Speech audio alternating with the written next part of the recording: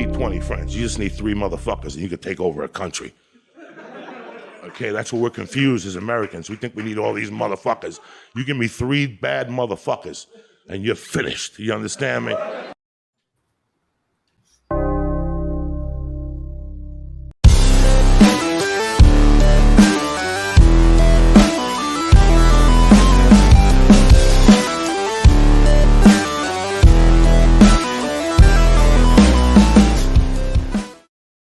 Ladies and gentlemen, it is Saturday night. That means another Modern Comic Mayhem. We've got an interesting show for you tonight, a really, really good show. We've got some great guests in the house. Of course, we've got Red Hood, we've got Nate, we've got Dollar. We've also got 2 of the biggest content creators, in my opinion, in this community, Journos Comics and Swaggle House. What's going on, guys?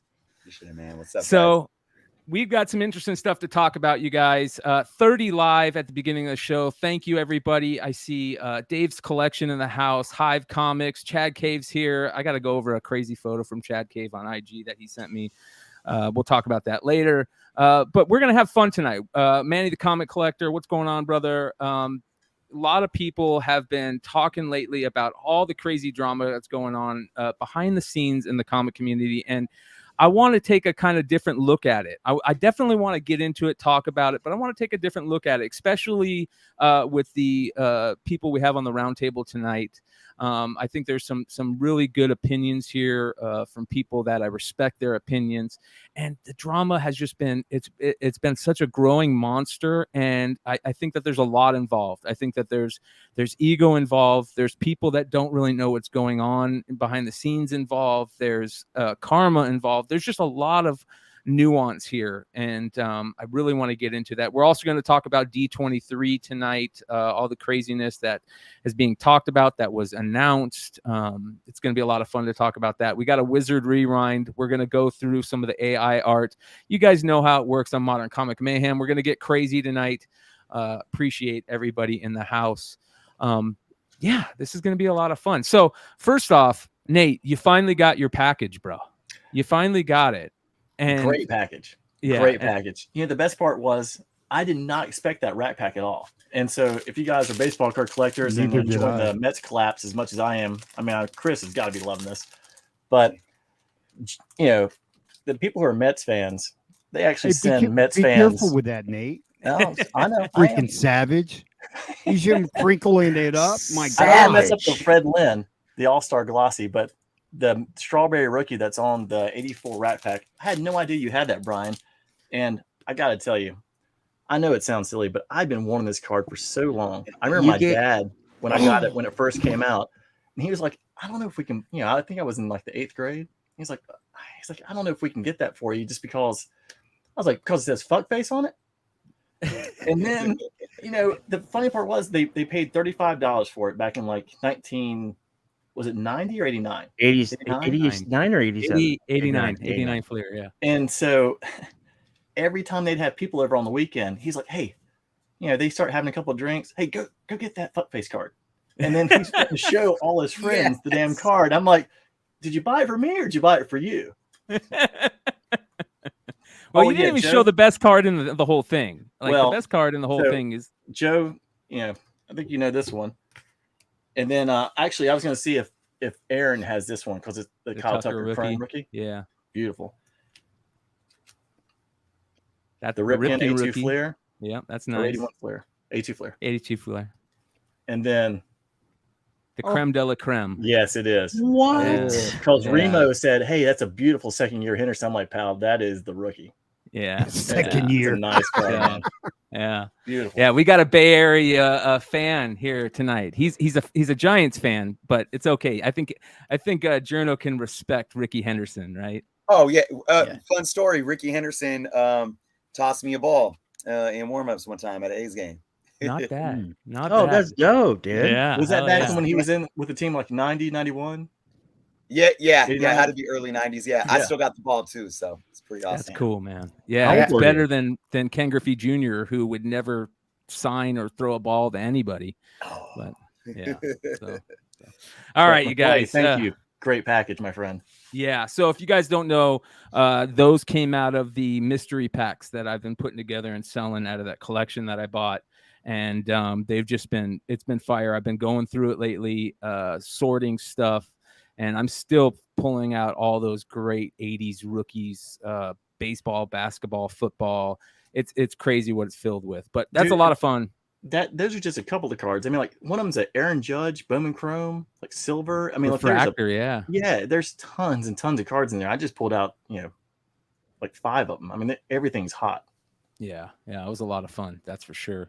But yeah, 55 live. We also have giveaways to give away tonight. At some point during the show, you guys will give away that we have 2 9.8s to give away from the giveaway month, and then Richie's just making everybody hot hands excited. himself. Yeah. So, but yeah, we'll get into that. Let's get into the comic stuff now. Let's get into the first part. It's been pretty crazy lately, drama-wise, in this community. It's been like 2 months of just pure. It feels like, oh, let's wait a week and it'll die down. Let's wait a week and it'll die down, and then it just keeps getting hotter and hotter and hotter. It's like people are just throwing gasoline on the fire because they want to.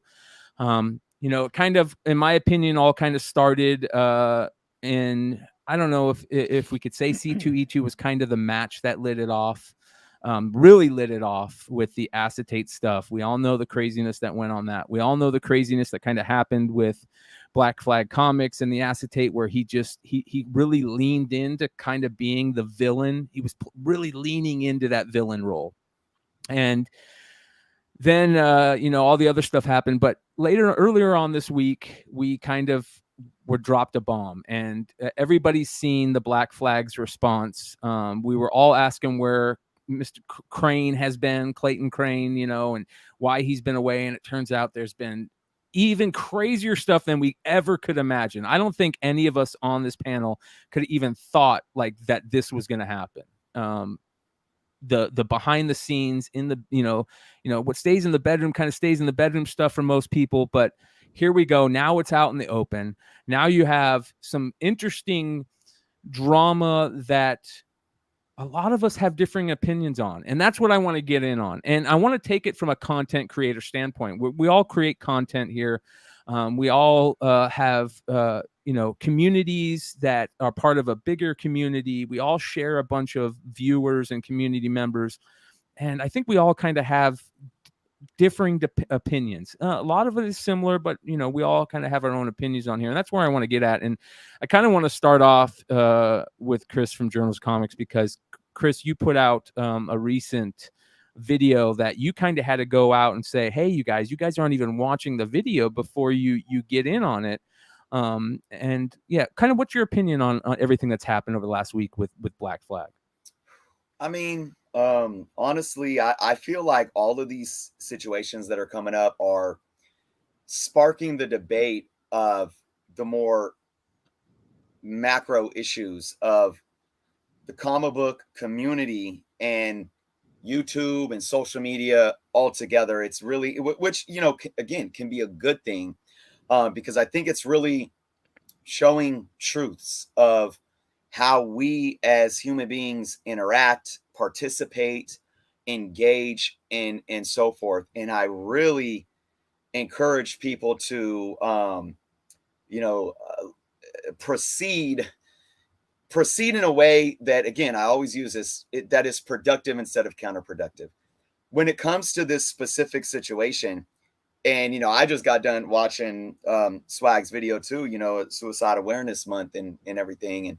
And then this guy came out and I will say, like, I got a lot of heat with the C2E2 stuff just because I was the first person to come out and say, I'm going to call everyone out and hold everyone accountable for how we act. Let's not jump to conclusions. I want accountability just as much as you guys. There's valid frustration to be had. But let's go about this again in a productive manner, not a counterproductive manner. But at the end of all that conversation, I really felt that Black Flag's involvement in that whole thing was probably really the foundation of when you talk about ethics and holding people accountable and looking at these things that are coming to light and us having the conversation about it as a community in the right way was a very good thing. And I think it showed that if we do have these conversations productively, we can make change, et cetera, et cetera. And so it was interesting to see, Jason of Black Flag come out and be so vulnerable, because here we are as a community looking at this individual. He's the face of this company, and it's like, it's like Shane Black Flag, and hey, I'll be there. Like, look, and I've been saying this, we speak with our purchasing power. I'm like, I never need to buy anything from Black Flag. I mean, he literally came out with that video admitting about how he's handling business, and I disagree 100%. And I don't need to support that. But then he comes out with this video about the personal issues, and everyone's first take is like, oh, is this a scam? Is he acting and all this stuff? But anybody that watched that, you got to be kidding yourself if that wasn't real emotion, right? Yeah. And this guy wasn't really suffering and hurting. Now, the thing that I was trying to say that I want people to understand is this, because I did my video, and my video was about, and I titled it, mental health is more important than comic books. And what I was trying to say was, we're so mad at this guy because of what he did with comic books that we're now going to say, ha, karma or whatever it is. Like, we're not separate. This isn't his business. This is him admitting that he wants to end his life. This is a human being admitting publicly that he wants to end his life. Admitting to that he had a gun. I mean, put those two things together. That's problematic. So I'm trying to say, like, look, guys, we want to hold him accountable as a businessman, not, oh, well, karma, go take your life because you're a miserable, you're out killing children. It's like, no. So everyone was like, well, we don't know the full side of the story. I don't care. This guy could be a horrible husband. He could be a horrible human being. But that wasn't the point that I was trying to make. Because when I woke up that morning and I saw all the memes, and I came out and said, this is exactly why the first time I heard about the C2E2 stuff, before we knew Nerdy Girl grabbed 75 comics, before we knew anything, all we knew is that somebody in a Facebook group said, hey, some people that have YouTube channels or whatever were cutting lines or something like that. Like, that's why I came on and did the video that I did, because I said I knew what was going to happen. People are going to grab the pitchforks and start doing this and rallying the pitchfork troops, even if they had good intent. So now we see something very serious where somebody is suffering mentally, psychologically, whatever it may be. And that's something that's very, very serious. So as soon as I felt like this is a real serious situation, I wanted to take that approach from it. And then just to finalize to your point too, I did my thumbnail and I did have an image of the YouTube video of Jason with the title, and I put it wasn't like fully transparent. I like faded it out and it was in the background, and I only did it because I wanted people to know what I was talking about. But I had, I share my thumbnails on Instagram, go check out the video.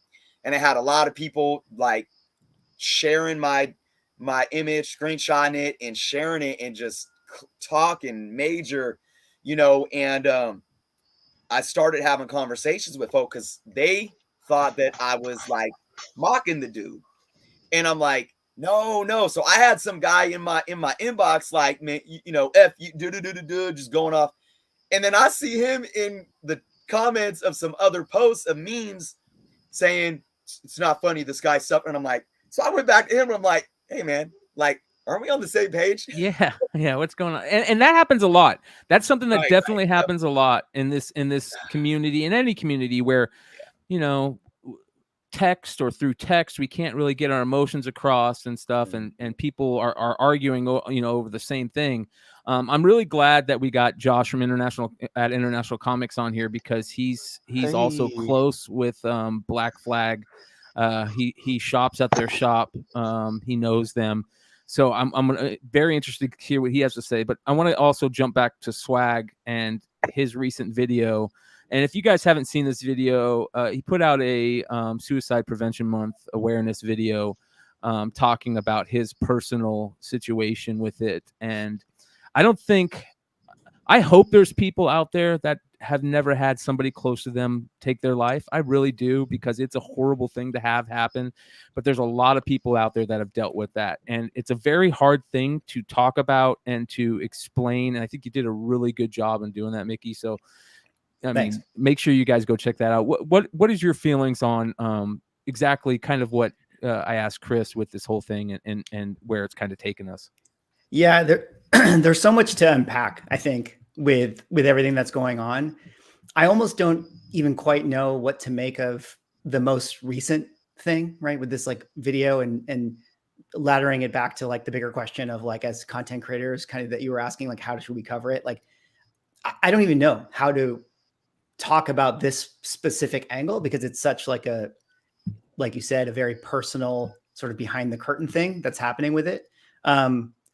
But I think where I would go back to where it all started with C2E2 and acetate and all that stuff, I think it is fair to say that even before that, I don't know about you guys, if you felt this, like these weren't my own personal feelings, but my feelings of the community's feelings was that there was a lot of resentment building towards like, oh yeah, whatnot and all this stuff. And even more so than times past, right? Like everyone has their issues with like key collector and things like that and on whatnot. But I don't know. There was something about it. Like it was ready to blow up. And I feel like that was sort of like you said, the match that sort of lit the kerosene on fire.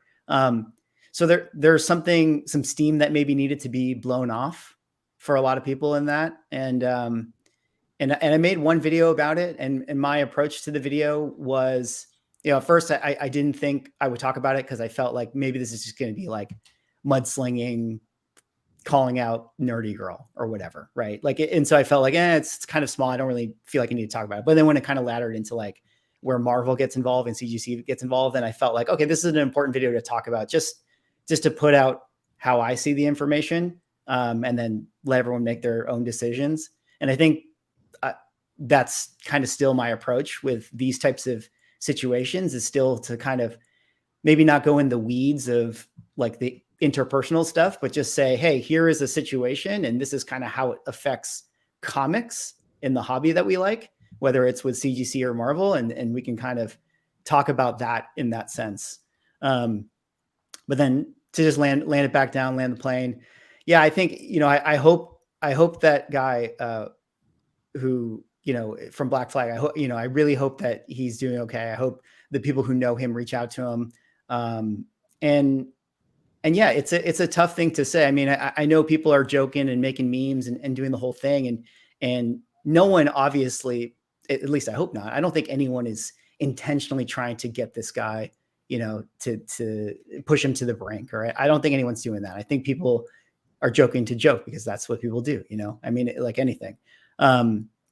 But I would hope that this guy gets the help that he needs, and if people maybe can take their foot off the gas a little bit in this situation, it's not to excuse him of what he did from the collecting side of things, if you feel like he has some karma due his way or bad karma due his way. But I think like you said, there's a human being on the other side of it, and so I think that there's just levels. And again, if I was his friend, maybe I wouldn't have advised him to be so raw in his video. I'll be honest, that to me, that was the big thing. I felt like, and I really felt like if he would have reached out to somebody, we all should have somebody in our life, at least one, multiple people in my life that I have it, where I can call and go, hey, let me run this by you. Tell me if I should do this. Am I being too angry? Does this sound stupid? You should always have somebody that is brutally honest with you, because you respect their opinion. And I felt like that if that guy had that in his life, every single one of them would have said, don't do this. Don't put out this video. One, you're going to regret it. Two, you don't have to put out this video to get what you're looking for. I think that there's other ways to do it. But again, he was hurting. And Josh, I'm glad you're here, because like I said, Josh, I think you kind of reached out to somebody to find out how everything was going. Was it to him or to April or? Yeah, I reached out to because I saw the video live because I follow their page and all that stuff, and when I got the notification, I was like, oh shit, like what's going on? Like I didn't know if they were gonna drop like some other crazy stuff or maybe it was gonna be an apology. So once I started watching it, I reached out to April and I was like, hey, I know we haven't talked in a while, but like, are you okay? like, I'm like, Jason's like live right now, like Who's saying April? some His his wife or wife, yeah, his wife, well, yeah, ex-wife, yeah. wife, whatever. Um, and I was like, Jason's saying some, crazy stuff right now. I was like, you might want to have someone, check on him. And she ended up messaging me back a little bit later, and she said that she had sent someone to check on him and that he was fine, and that she was sorry that their, private lives were being publicly shared. And I was like, hey, like, I don't know what's going on. I don't want to know what's going on. Like, I just wanted to let you know that that's what was happening. And she was like, yeah, I'm really sorry. Like, and then she said something about like it's being twisted, but Of it's course, whatever everything it is. is. Yeah. So But so well, and then here's the I messaged Jason the next day, and he didn't respond to me, but he like hearted my message, so he is alive as far as I yeah. know. So I think that's the other thing too, and I'll be honest. I think it was Chris that said it earlier that yeah, there's people out there that, or it might have been Swag that said, people are going to get their jokes off, and that's just what it is, and we have to accept that. Even me, from a standpoint, when I first saw it as I was going live on Wednesday, and I'll be honest, I look at it like this is karma. This whether it's a good thing or a bad thing, this is the way it works. In my opinion, I'm such a I'm afraid of karma, man. I think she can be very, very vile when she wants to come and take her revenge, and she can be very, very positive and doting when she wants to she thinks you've been doing good in life. And when that revenge comes in, there's nothing you can do to stop it. And I feel like that's kind of how it's been. And also, sometimes, like you guys are saying, nobody wants to see this guy lose his life. I hope not. I hope not. And nobody wants to see him, go out there and do this, on live YouTube or whatever he put it on. But at some point, seeing things like this will teach other people in the community, hey, like, this is kind of how it works. You go out there and you make a fool of yourself, or you lean into being that asshole, and this is going to come back on you tenfold. And I feel like kind of that's how it's been. We brought up Nerdy Girl and all that stuff and whatnot and all that stuff. I'm a little worried also on the stuff, and I'm just bringing it up, that some of this, what's going on with him coming out and making this video, is going to take the attention off what should be going on, and that is changing it for the better. Journal, you talked about it earlier. Swag, you talked about it too, where CGC is making changes because of what happened. Marvel made changes. That's the positive out, the things we want to see. People that have kind of been quiet and that either haven't come out and said anything about what happened or leaned into it a little bit, i.e., Comic Tom and the optics of him and Jim Mint in his video, and Nerdy Girl, kind of her optics haven't been good at all lately. And I don't think these people are bad people. I don't know Tom. I don't know Jim Mint, so I can never say that they're good or bad people. But the optics on what they've been doing to respond to this is not good. Same with Danielle. I've met Danielle. I think seems like an okay person, but what she's done to combat this is not a good thing. What are your guys' thoughts on that whole idea of, is this going to take the eyes or the thoughts off of how to fix this, and nobody's going to even care about it anymore? Or do we continue to bring it up? Anybody? I'll just jump in here and say, and you guys could fight me for this, but I don't think the majority of us, including people in the chat, are doing the right thing to fix it anyways. And I'll use Nerdy Girl as an example. I'm not going to tell anybody our conversation. I had conversations with her after all that happened. What we talked about, it's between us, but I'm going to say it right now. And again, I'm not saying this is an excuse, because I, you know, that's what I get. When we want to hold people accountable, we got to first hold ourselves accountable. And what does that mean? It means how we approach these things. If we truly felt that something was going on, for example, the C2E2, and it's like, that's what I like. People were out, you know, creating memes and putting people's names in their mouth before we knew anything. It just happens that some of those people, you know, Nerdy Girl was one of those people. She ended up being one that got 75 books or whatever. But I've said this over the last couple of weeks too. We need to be productive in a way to where it's come to a point, and I know this too, because I've gotten to, and I'm not trying to toot my own horn and say, oh, I'm so successful, but due to the success that I have had as Journos Comics, I've seen the same people that have sat there support me turn their back on me for nothing other than they started picking up the pitchforks because I have X amount of subscribers. Oh, I'm selling books now, so comic books now, so I'm a sellout, when that's been my dream to own an LCS my whole life. The point I'm trying to make is this.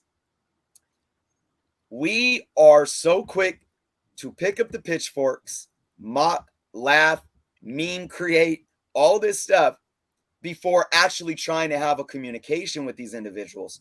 So what does that happen? Like for me, I know it because I've been there. I just want to close the door on them. Yeah. So I don't even want to listen. So if I'm in a situation, maybe I'm a good human being, maybe I really did nothing wrong, but maybe the optics look kind of funny to some people, right? If I'm just so used to people pointing fingers at me in the first place, whenever they even try to start to utter my name, I'm going to shut the door. And of course, that doesn't look good for me. It's kind of like gaslighting, because now I give them a reason to point the finger even harder and say, see, you're guilty. So again, I just got to throw that out there. You guys can hate me all you want. We have to start changing the way that we hold ourselves accountable to how we are holding the community accountable, so we can actually get to some type of solution. And that solution doesn't happen until we learn how to communicate. I think that's exactly it. That's why I love to do these roundtable shows. Well, first of all, I think there's 2 points here that I want to make. And by the way, you guys, anybody else that wants to jump in on this stuff, jump in on it. I don't want to, continue. I'm just waiting for somebody to stop talking. Yeah, that's me too. All right. Let me just put this in and then I'll grab you guys. I think that's a great point, and for 2 reasons. One, I'm the type of person that if I can, I want to, if there's anything that I feel, we all feel a way as human beings. We all take things a certain way, and it could not be meant to be that way. It could be a text that we read the emotion wrong on. It could be a real reason to take a certain way. When we feel we've been wronged in any way, we feel a way about it. It's just how humans work. I've always felt that, at least in as I've gotten older, that the best way to deal with that is to make a phone call, get on a StreamYard with somebody, this and that. That's one. 2 is to have conversations like this so other people can see it, can be part of the conversations, roundtable, different points of view. Hood, go for it, brother. I was just playing what I said. Oh. No, like, if we go all the way back, right? This guy had a Miles Morales book. And he was at C2E2 all weekend. He could have sold out without even doing that. You know what I mean? So I don't want to hear that, I saw in his video that he needed to dump he had 750 copies or something like that. And I think he would have gotten rid of all of them, 2 per customer, 3 per customer. And he would have avoided all of that. So that's that. I think the one guy that's getting away with the most is Clayton Crane. I don't know anything. Let's pretend that we don't know anything. I mean, the guy disappears like Trey called him a magician the other night, because he wears a cape and stuff. But I think that he's such a huge artist for him not to even make a comment at anything and just turn off all his messages, and you can't get a hold of him. And the guy directly works with another retailer, and he works with CGC. I think that's a problem. I think that's a huge problem, and that's got to change. Will it change? I don't know. I do know, like I had a TikTok, and after the gentleman made the YouTube post or whatever, and I felt bad. A couple of people reached out to me, and that's the first time I've ever like taken anything down, because I'm not going to I don't even want to feel like I push a guy over the edge, because until you're in that position, then. And I even called Josh.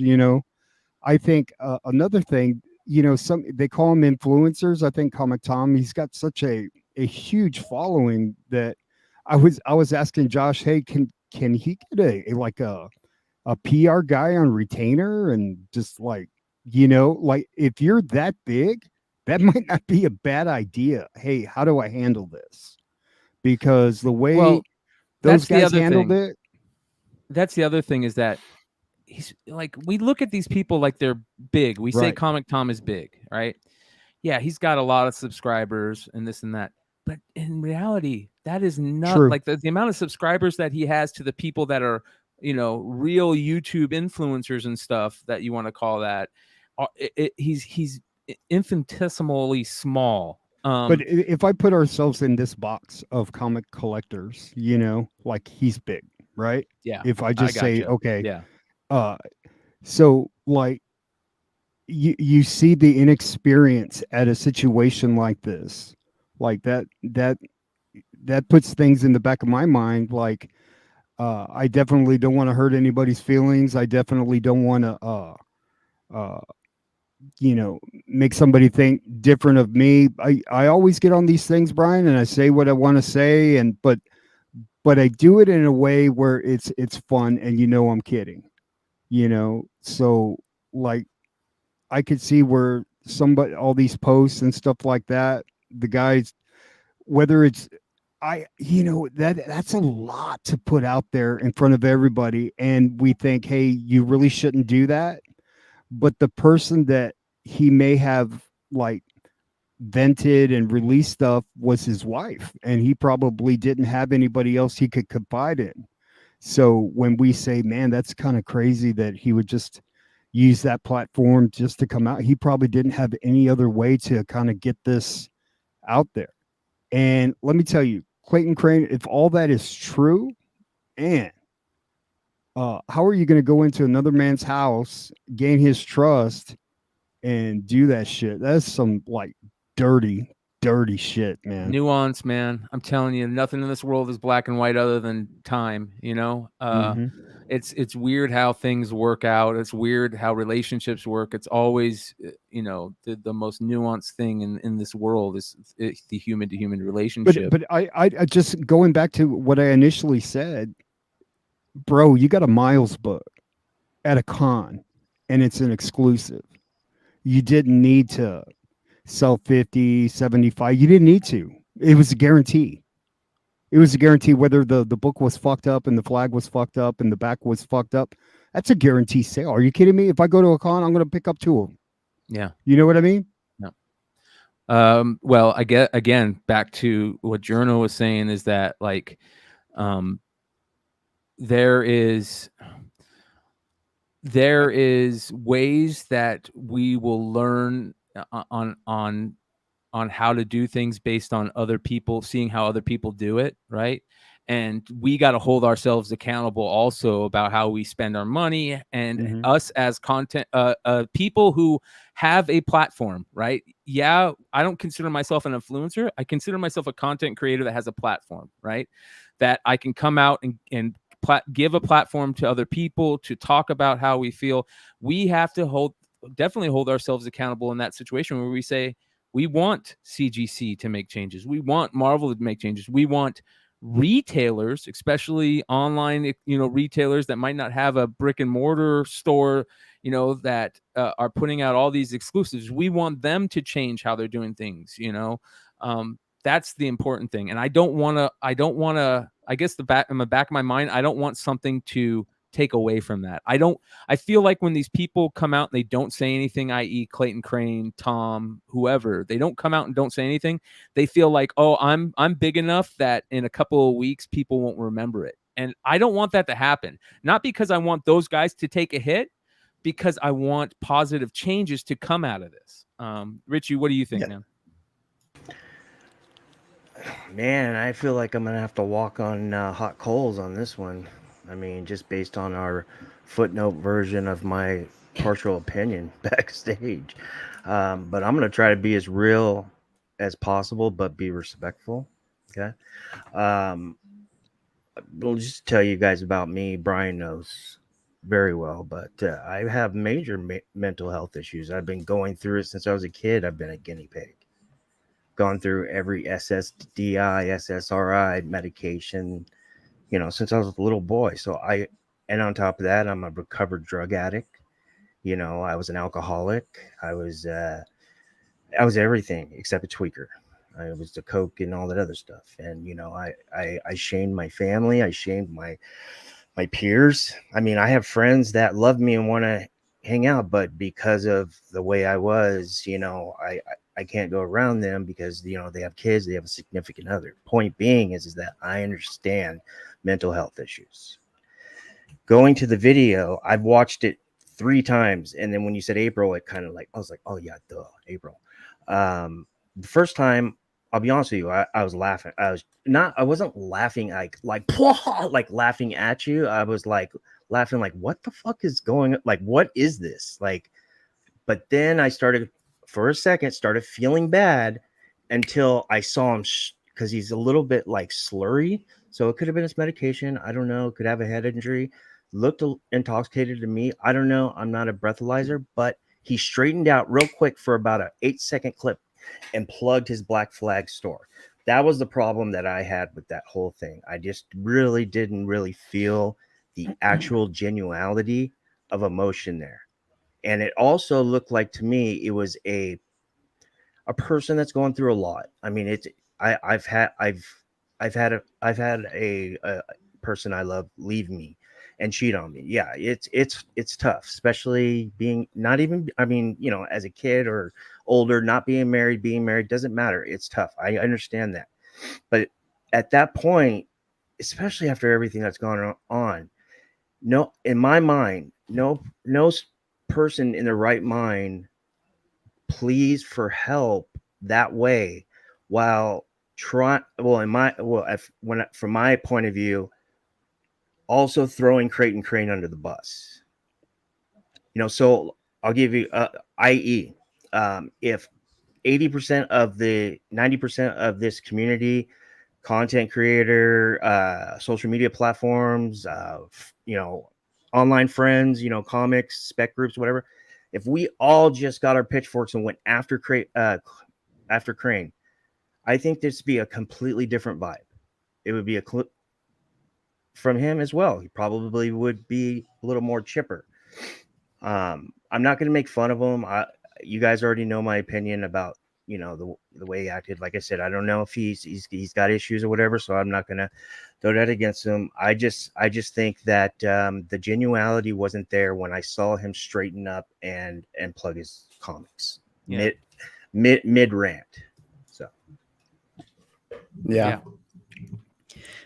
I wanted to touch on the Clayton Crane thing and all that, because Hood, I feel like you're right on that. It's weird. And again, I wasn't there. I don't know how the details work and everything like that, but it does seem strange that he, as someone in his position that has the following that he has, it does sort of seem like at the very least he could put out a, hey guys, sorry to hear there was some negative stuff around this book. We wanted to make just something really cool. Let me look into it, or blah, blah, blah, like something, right? Just some little like, hey, I hear that there's some negative stuff and we'll try to make it right. I think that something like that could have gone a long way for him. And it's disappointing that we haven't gotten anything from him in that way.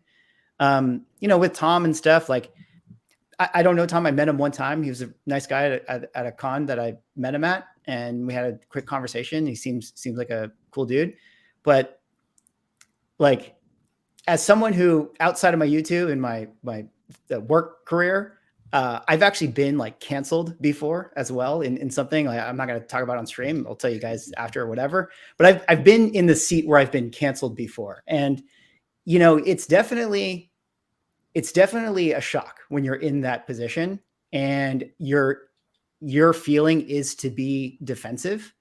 And I would say that, like, you know, I think Jem Mint put out that video, and I think people felt the tone of his defense in that video, whether he was right or wrong. I actually don't know. Like, maybe everything he said, like maybe he was totally innocent, but that energy is the thing that people also didn't like. And I guess I would say to you guys, you know, if you ever get canceled, there's two things you do. You either put your head in the sand. If you know you're right, you just don't say anything and you let people riot. And then later on, you can say something when everyone is, you know, fine. If you know that you're wrong, then hey guys, you know, hey guys, I hear you, I think statement at that very least is the way to go. I think, you know, if there are influencer people who feel like they maybe did something not, you know, if they feel like they did something wrong, then hey, you know, I didn't really think about it. Hey guys, I'm sorry. We'll try to make it right. I think those types of things would go a long way, but that would be I think the biggest thing, what everybody should ask is, why did everybody just pull out the pitchforks? And I'll tell you why. Because as a comic book collector, and I'm always going to be a collector, you grind, you dig, you know, you make trades, make deals, and you know, work your way up to getting the books that you want, and you know, scratch and claw for that, and you know, and when you see people getting it the quick fix and getting the hookups, and that pissed off a lot of people, you know. And that's why the pitchforks came out the way they did, because this is a big comic book community and everybody attains their books mostly the same way. So when you've got people that have this easy access to make triple the money, that pisses people off. Whether that's that's the way it goes, but that's why the pitchforks came out the way they did, you know, and it just pissed people off. You know, that's how this whole thing started, you know. It's the whole optics of it is just, hey, they're ripping people off. They, you know, I've bought from them before. They rip me off, you know, and it just mushroomed that way. But the comic book collectors, they grind. They, you know, they dig. They get on their hands and knees and look for a key. Oh, I got it, you know, and I still do that. And so that's why it infuriated a lot of people. I want to add some of that because I think it's very important to recognize a couple of things here. I don't disagree with anything you really said there, but I'll tell you what, the people that picked out the pitchforks, a large majority of them probably don't even care about exclusive variants, and they went directly towards the influencers. And it's the same people that pick up the pitchforks towards the influencers about conspiracy theories. And I'm going to leave an example here. And again, this is what I get blamed for. I'm not sitting here saying anybody that sits in front of a camera on YouTube should not be held accountable. I've never said that in my life. I support anybody in what they do, but if I disagree, I'll tell you. And I just, you know, I've had very plentiful conversations with Tom, but when I disagree with Tom, I'll tell him to his face. I'll tell him publicly in the comment section of his videos. But here's an example. I made videos some time back about saying Key Collector was wrong. And I felt that they were completely wrong about how they labeled some of their first appearances on their books. I reached out to Nick and he responded once. And I'm like, okay, well, can you answer these questions? Never responded again. I come back and make another video. Key Collector's wrong. Why are they doing this? This isn't right. This is the truth. Here's the facts. and I had everybody rallying. I remember that. That was good. Picking up, yep.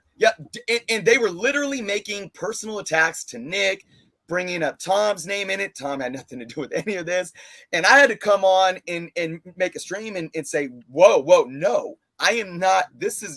I'm not even saying I'm anti-key collector. There's good things I like about businesses, some bad things I like about businesses. And if I'm calling somebody out, it's because I want them to succeed. But here's the point I'm trying to make here. After all that went down, I actually did another video saying key collector's right, but CGC is wrong.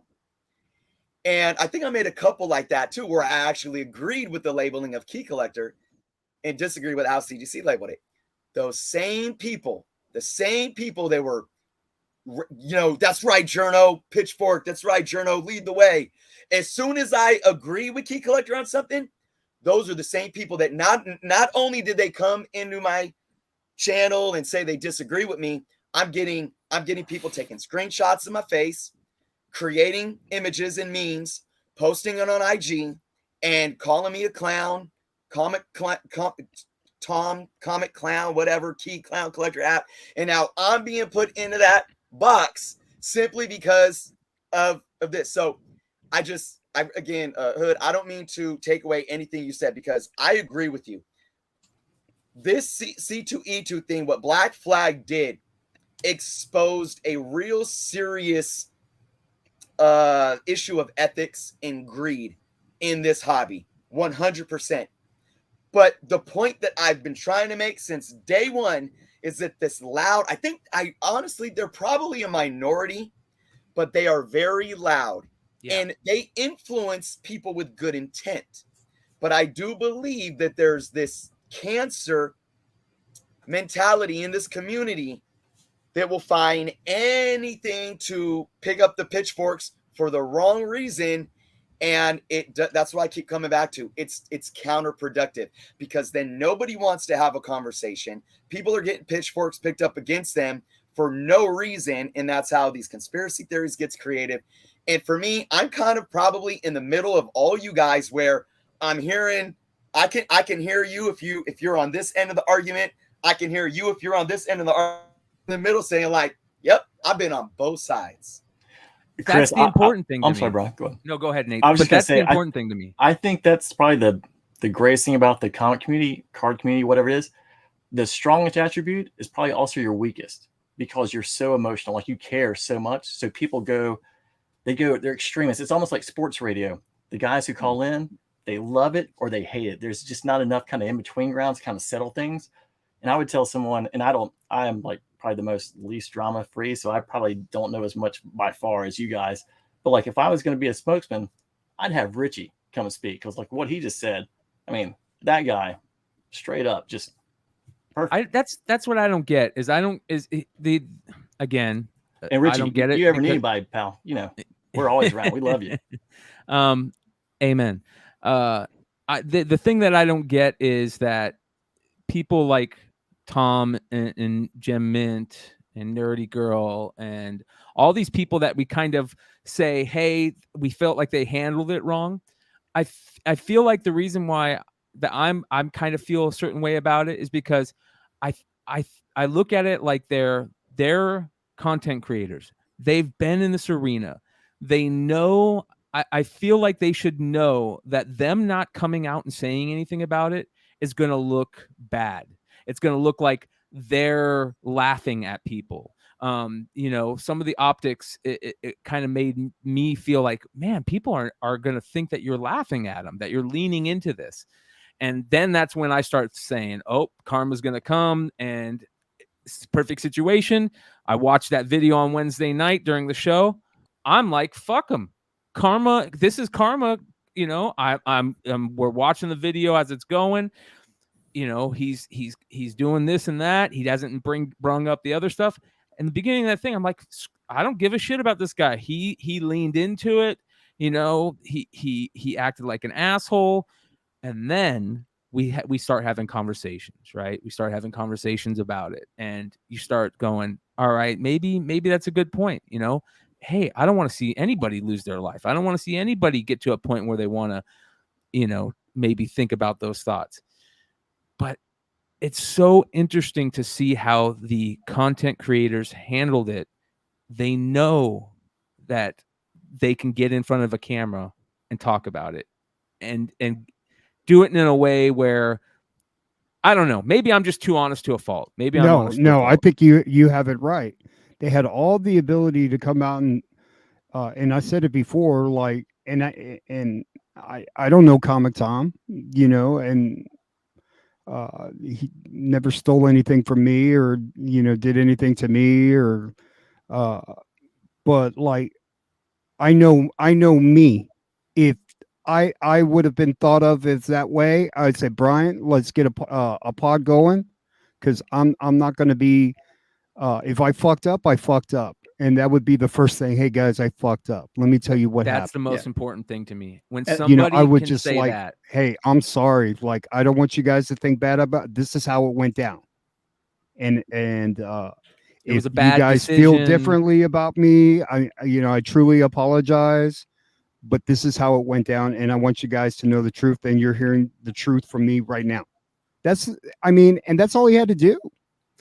And I would say, I would just chime in just to echo. I mean, Brian, I think your show is like the place to go. Like if I was Jim or whatever, instead of making a video, I think having this actually might be a little bit of a better arena. I think we've all made videos and stuff. It's harder to like kind of have this, like, I'm going to turn the camera on, I'm going to say this thing. And it's like this statement, as opposed to like, let me just kind of share my perspective. And even if you don't agree, you can at least understand. It's like, natural. It's more natural, more conversational as opposed to more just a written statement. Yeah. So, I think things like this, at some point, I'm sure I'm going to piss you guys off. I'm sure I'm going to fuck up. So I'm going to need to come on the Brian show and say, Never, sorry guys, what I mean? So I hope that it extends to me in that sense. Well, hey, I've always said that I do this because I like to have these roundtable discussions. I like the fact that we have differing opinions, that we can make ourselves better. The most important thing that somebody can say to me is, I don't know. If I want to know their opinion, or if I say, hey, what do you think about this? And they kind of go, I don't know yet. I don't know how I feel yet. That makes me go, okay, like this is an honest person. This is a real person. Like the people that are instantly going to go, oh, fuck this guy. I'm like, okay, I'm a little bit off. But again, that's also me saying, I'm also in the situation of, I get that way too. We all get that way. We all get angry. We all lose our shit sometimes. But to come back to the community and say, hey, I fucked up.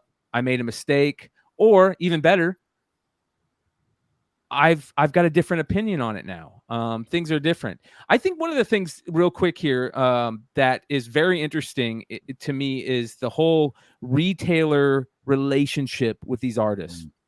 We've got this new thing going on that is new to the business of retailer exclusives, where in the past it was usually just the artists dealing with the publishers, right? And the artists were kind of held on this higher level. We didn't really deal with them much unless we went to a con and maybe talked to them at a con.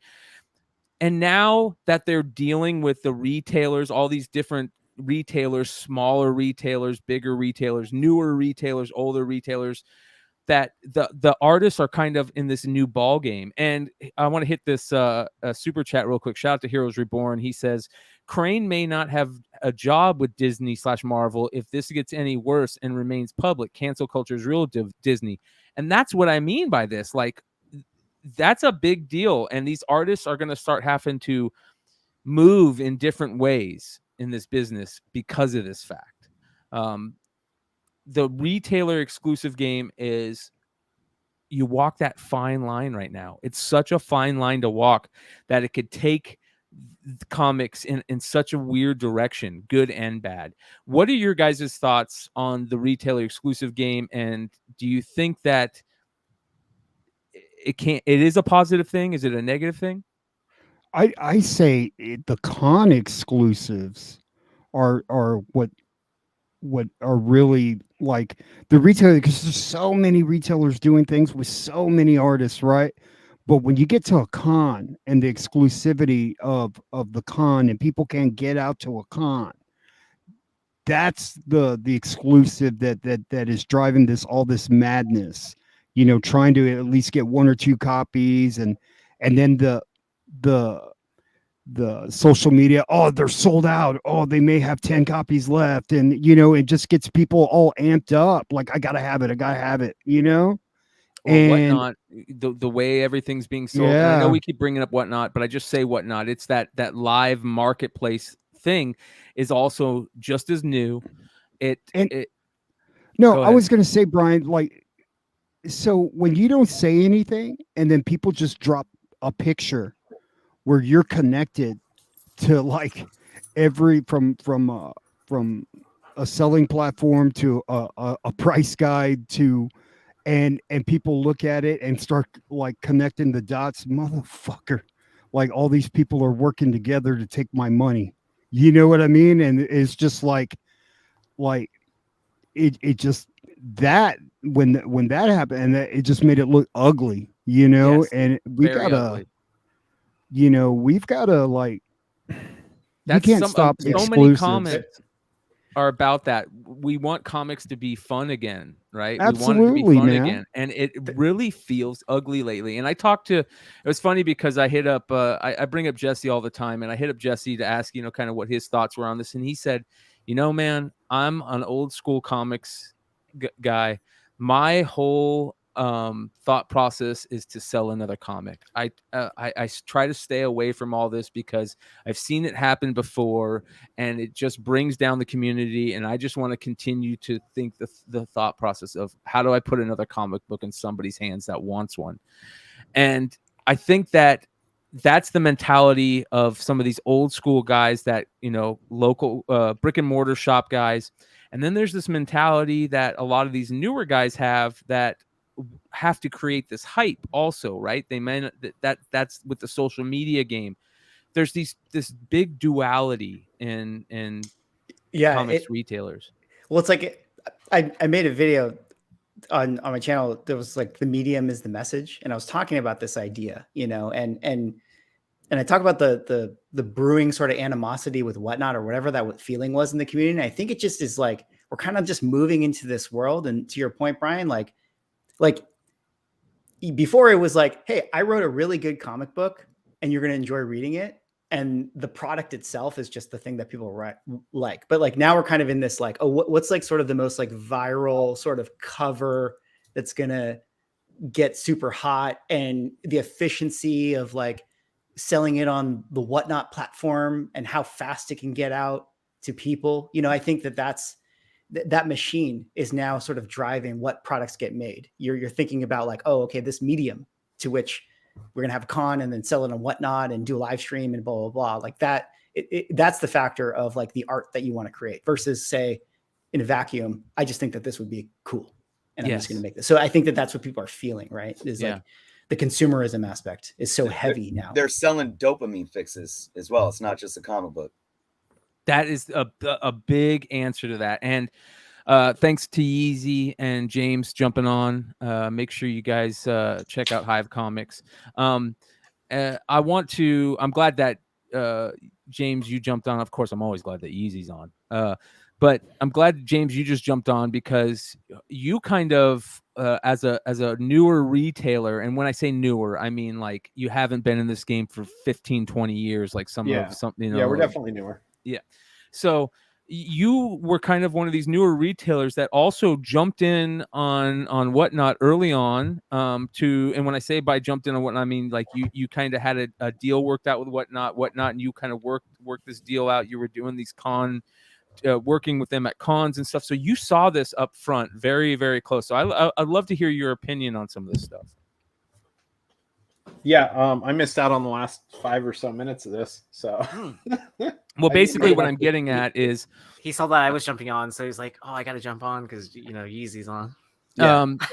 We have this duality of this new, everything being new, Whatnot, retailer exclusive, all these new retailers in the game, and Chris kind of said how the dopamine, it's a big dopamine fix, and I feel like that's kind of how it is. You if you look at a lot of the sellers or whatnot people, especially the ones that I kind of feel like Whatnot has maybe kind of attached their cart to. And I don't mean this in a bad way. It feels like they're carnival barkers, right? They're very excited and hype men and check this out. This is super rare and this and that. Whereas I feel like a lot of us, there's a different way of doing it where you kind of say, oh, I'm just going to tell you about what this book is about. I'm going to tell you what's in it. I'm going to tell you why I like it, why I think it's special. I'm not going to sit here and tell you, oh, this is super rare. And oh my God, this is selling out right now. And this is the hottest book on the market. There's like those two types of things going on here. It's just the facts, ma'am. Right. Just the facts, ma'am. Yes. No, and that's kind of where I'm at with it. But I do know what you mean.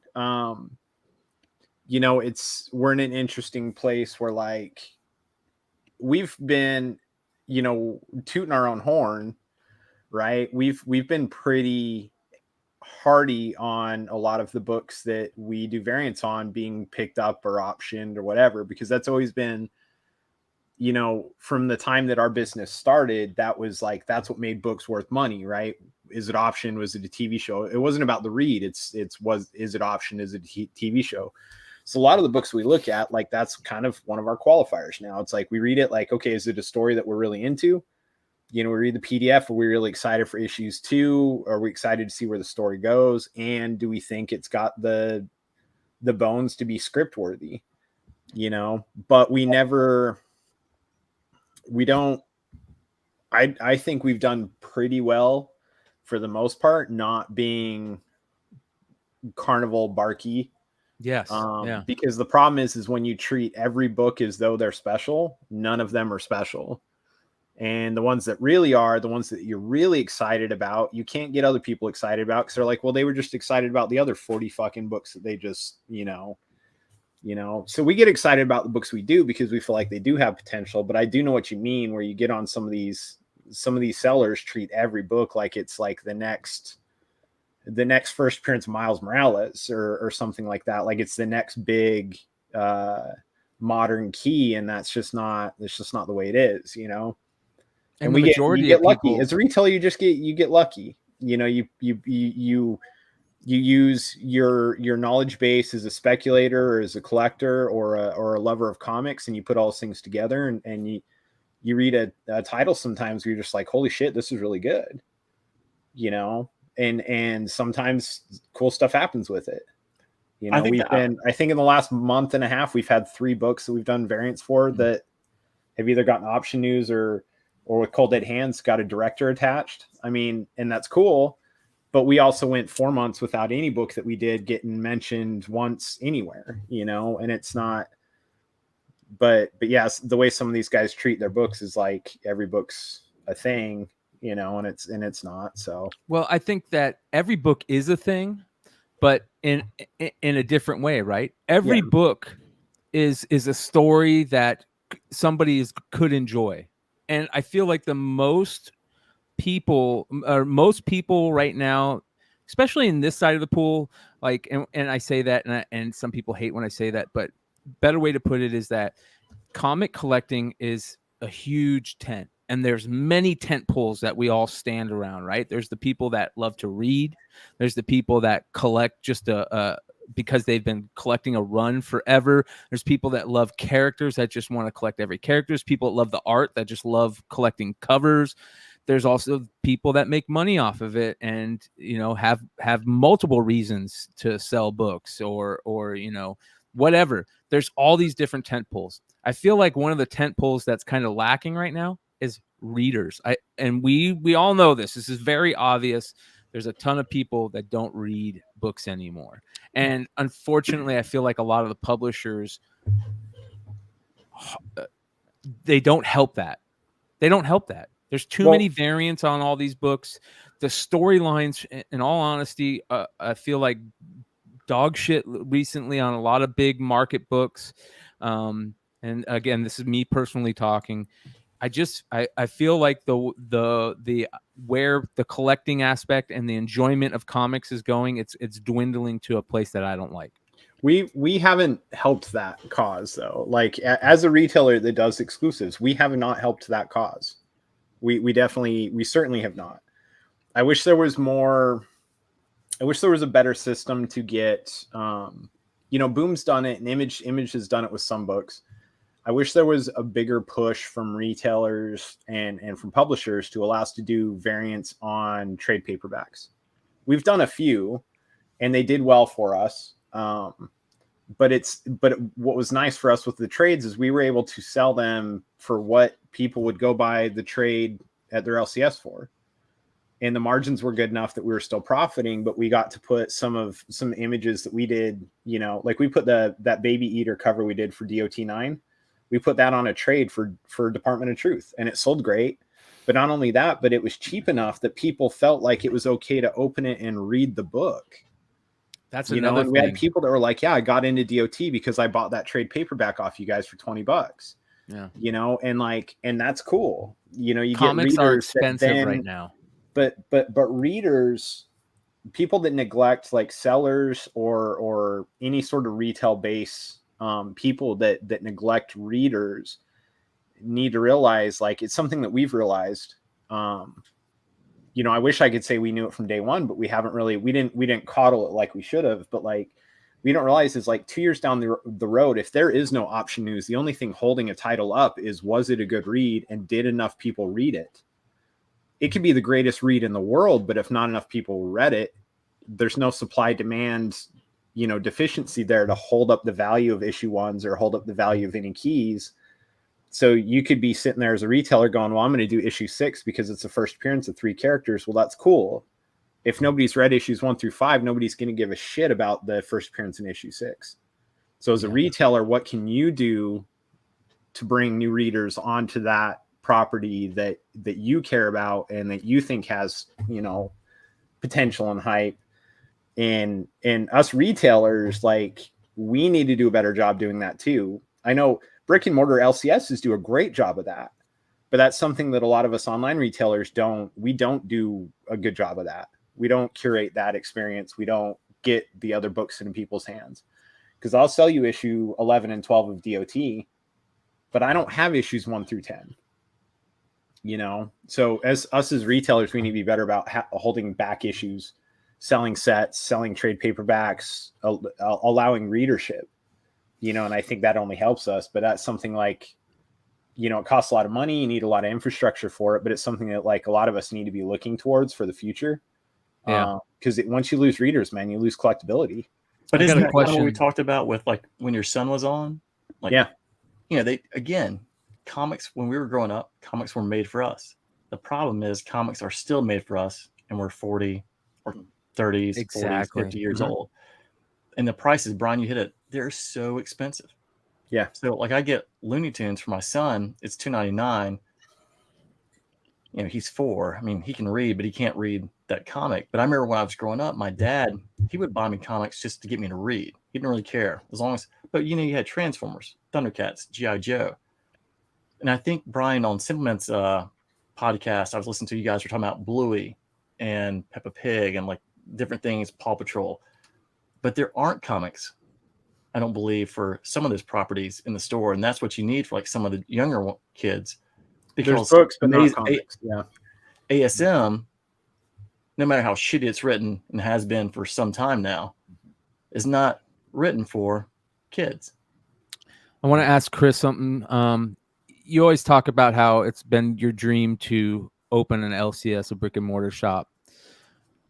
Is it still something that you feel strongly about in with what's going on in comics right now? I mean, realistically, there's so much overhead that anybody looking to be any type of retailer or dealer, I think you have to start online, even if it's just from Whatnot or claim sales and YouTube, whatever that may look like. And then building up a website, starting off, getting your diamond account, managing what it is that you can manage to sell from your website, obviously hitting up cons. I think it's great for somebody like me that has the ability to use like Journos Comics it's an umbrella. because I am here making content on YouTube or whatever else I'll bring into this. But I mean, to answer your question, yes. But my idea, when I go back to like when I was doing music or anything, like my brick and mortar idea goes way beyond comic books. And I know there was a woman that opened up a shop, I think it was in New York some years back, that was like a coffee shop, comics. Philadelphia. Is in Philly? Yeah. So, and I hope she's still doing her thing, but like she just closed, unfortunately, I think. Oh, damn. See, that sucks. But yeah, I think that's one aspect too, to where you look at what gaming's done. It's like you can't have a brick and mortar if you don't have gaming going on, because that kind of really keeps the money flow coming in, keeps people interested. I mean, I know a couple shops in my area that have literally reduced their comic books to like one wall and a couple of boxes, and everything else is gaming tables. But I also look at like at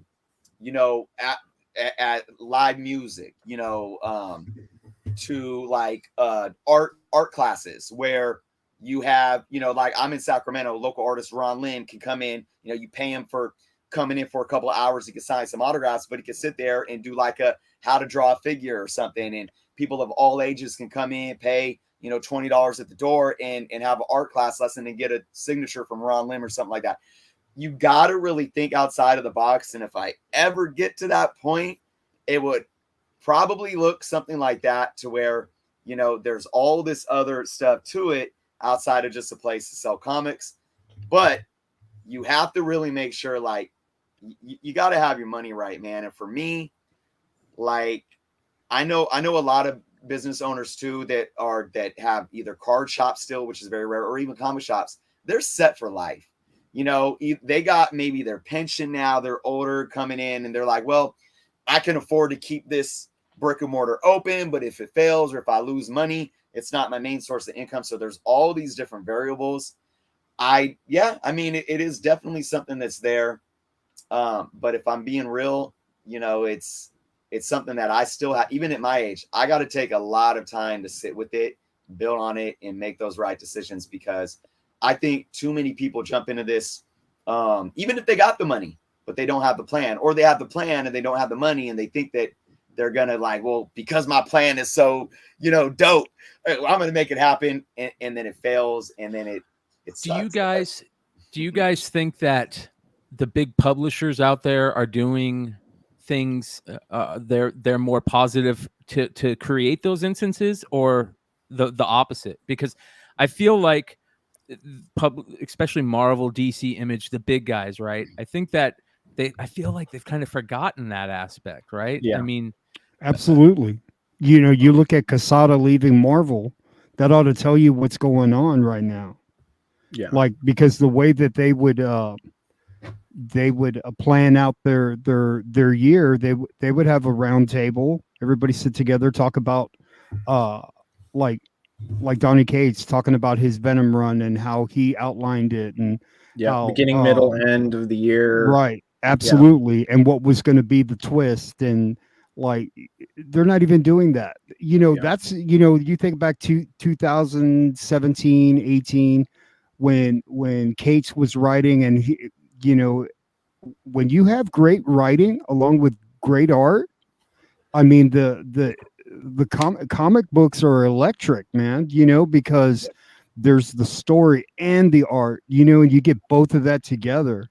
Back in the 80s with Frank Miller and The Dark Knight Returns and The Watchmen with Alan Moore and, the Daredevil run. I mean, nobody's changing the game. The one thing that these books are doing, they're introducing us to great artists now, like Sousa Micah and Rose Besh, and so we're getting introduced to a lot of great artists. That's great, but I want to be introduced to great writing. There's a lack of creativity too, because like how many mishmash characters do we have? Yeah, where's the Miles? Why do you think Marvel is struggling right now? Why do you think Marvel is struggling right now with all their new stuff? Because the writing's been shit. All the great stuff came from stories from way back then. A little bit a little bit of current stuff, but most of like Infinity War was written a long time ago. You start talking about Civil War Is in this- the mid Yeah, 2000s, Civil you War, talk Mark about Infinity Millar. That Gauntlet was back probably in the one of your 90s, better writers. Secret He Wars in doesn't. the 80s. I mean, when's the last event that like people fucking loved? Yeah, I mean, Yeah, it is disappointing. I mean, I think the thing is like it's very clear that the creator turnover is so high, and that their willingness to just can a series at any moment is yeah, it's just like TV. Yeah, they're like just- they canceled Paper Girls Horrible. after Yeah. one season, and Yeah. comics has gotten like that. Oh, this story sucks. We're gonna change writers, Well, you this know, is- And I'm worried too. I mean, even going back to like the retail thing and the cover arts and all that stuff. I think retail and all that stuff is great. But my little worry is like, you know, if you're an artist and let's just say you're in demand, you are one of the best artists out there. Like sequential art is like, why would you spend time doing it? Takes Right. too long. That's Like, why it's Campbell not- doesn't do it anymore. Yeah, it's not worth it. Yeah. Like just create a badass cover or do prints or whatever and go on Whatnot and do a CGC signing deal. Why the hell would you ever That's do why I'm sequential so art? that's why I'm so worried, because I feel like we kind of have created this thing that is endangering the thing we love. You know, we've created this. We want the quick dopamine fixes. We want to find our comics quickly. We want to, you know, everything is the biggest comic in the world, and you got to get it now, and this type of stuff. We all want stuff so quick that we're killing it. We're destroying all the animals before we even have a chance to know that, you know, they might be able to cure cancer or something. Like, you know, I'm getting crazy here, but this gives me a chance to segue, as people really call it, into some fun stuff. And that is This wasn't it? What's that? This wasn't Fun? it? No, this wasn't Well, it. This wasn't Can, it. can I say something real quick though? Of course, yeah. Yeah. No. So when people always say like, hey, there's like 2,500 diamond accounts open and stuff like that, I think that number is a little skewed, right? Because Extremely D- skewed. Di- well, because Diamond leaves those accounts open, even if a store closes, and they still owe money to Diamond. So I mean, in all reality, we probably have no idea of how many comic stores like survive pandemic and everything. And then to rewind a little bit further, I know Josh and I always talk about this about people who don't read, right? So when we're talking about Secure Spider, like everyone says, like Deadpool, Black, White, and Blood, issue number 4, right? Well, if you read that comic, Deadpool even points out in a panel himself, like, hey, Secure's first appearance is in this manga book, Samurai Deadpool 2. And I know Richie, like, he covered that in like a Digging In with Dollar, like on Popcorn Culture. So if you haven't checked that out, definitely check that out. Well, I think that's also why a lot of us kind of are here right now, right? I think a lot of us have been these content creators in some way that have brought information to people that they didn't know. Whether it's, you know, hey, this is a first appearance in here. Hey, this is a really cool thing that happened here. Hey, this is how it really went down. That's been very important, especially a lot of us here on how we've created content. I really, and somebody said it earlier. I forget. It might have been in the chat. By the way, the chat's been fired tonight, you guys. 129 people live right now. Thank you so much. It's been amazing. Somebody in the chat, it might have been Chad Cave, that said, you know, collectors collect different. There's all different types of collectors out there, and that's the other thing that's been so great that I feel like is we've created this monster and whatnot that has become this hype game. There's people like Josh who should be getting so much push from whatnot, you know, putting a forefront on foreign comics, and he has amazing sales every week. He's selling stuff for huge amounts, and he gets no push from the platform. And it should be one of the main things that they push, because it's something that is very interesting. It's not a hype game. That's kind of what I'm getting at with this whole you know, Carnival Barker thing. Can I Josh, jump in there real if quick? it makes you feel any better, Josh, we were Whatnot's hot new toy for about 6 months. We don't get any push either, buddy. Well, I also don't know many people selling Golden Age foreign books too. No. Yeah. Chris, Well, go ahead. Josh loved those damn books. Yes, Spike and I just had a stream where we discussed this, like, kind of like And it was excellent. Yeah. Yeah, and we talked about whatnot, and we were, again, we're trying to ask the right questions. We're not assuming things, but we're like, okay, is this fair? Is this conflict of interest, or is it? And I remember us. I think I may have asked even, like, is it the algorithms? Or is whatnot really just going to the people that are, bringing in the money? Like, oh, you're trying to bring an AF-15 on our app. Let's push you because that's money in their pocket. But for this situation that you just said, it brings back that question mark, because if something like Josh doesn't matter what he's selling, if he's bringing in money, then why isn't at least the algorithms, moving them up? Like, so that just, again, brings up that big question mark of, what's really driving that app and what's pushing people up here? Yes. And down It's there? got to be the money, because like the fact that I think It's algorithms. I've had talks with the people that are which like algorithm in charge of that, and it's 100% decision trees, algorithm. random forest. I mean, like The problem is we don't know what the algorithms are, and they can That's the change the thing. algorithm too. If it's That's a modeling, the you can problem. always just go back and change, and you take the Exactly. you can change anytime you want. But the fact, like the money part, I mean, like I think the whole like I'll give Jack a thumbs up on this. At least when we came in and we asked him about like whatnot, like how he came up with backyard breakers.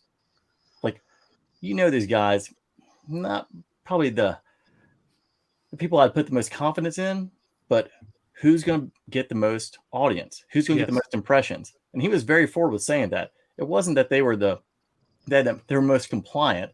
He said they were going to get the most audience. They were going to get the most people who are going to watch. So, do you want to be? It's just kind of that balance, It's also that transparency, right? I mean, we talk about it all the time, and we're gonna scream in the aisles. At least I am. I'm gonna scream transparency as much as I can because I think it's so important. But some of these businesses, they don't necessarily, and some of these people who are behind the scenes, they don't necessarily want to be transparent, right? Yeah. And I get it. I understand it. And so I want to ask Josh. Josh, what do you think? I mean, do you think that like there is a reason why you're not getting any push, or people like you who are doing this stuff are not getting any push? Do you think it's the algorithm? Do you think it's behind the scenes drama? Do you think it's I mean, and I'm putting it out there. I'm putting it out there, man. No, I mean, the worms. If anybody's talked to Josh about this in the past, you just open the can of worms. Yeah, jeez.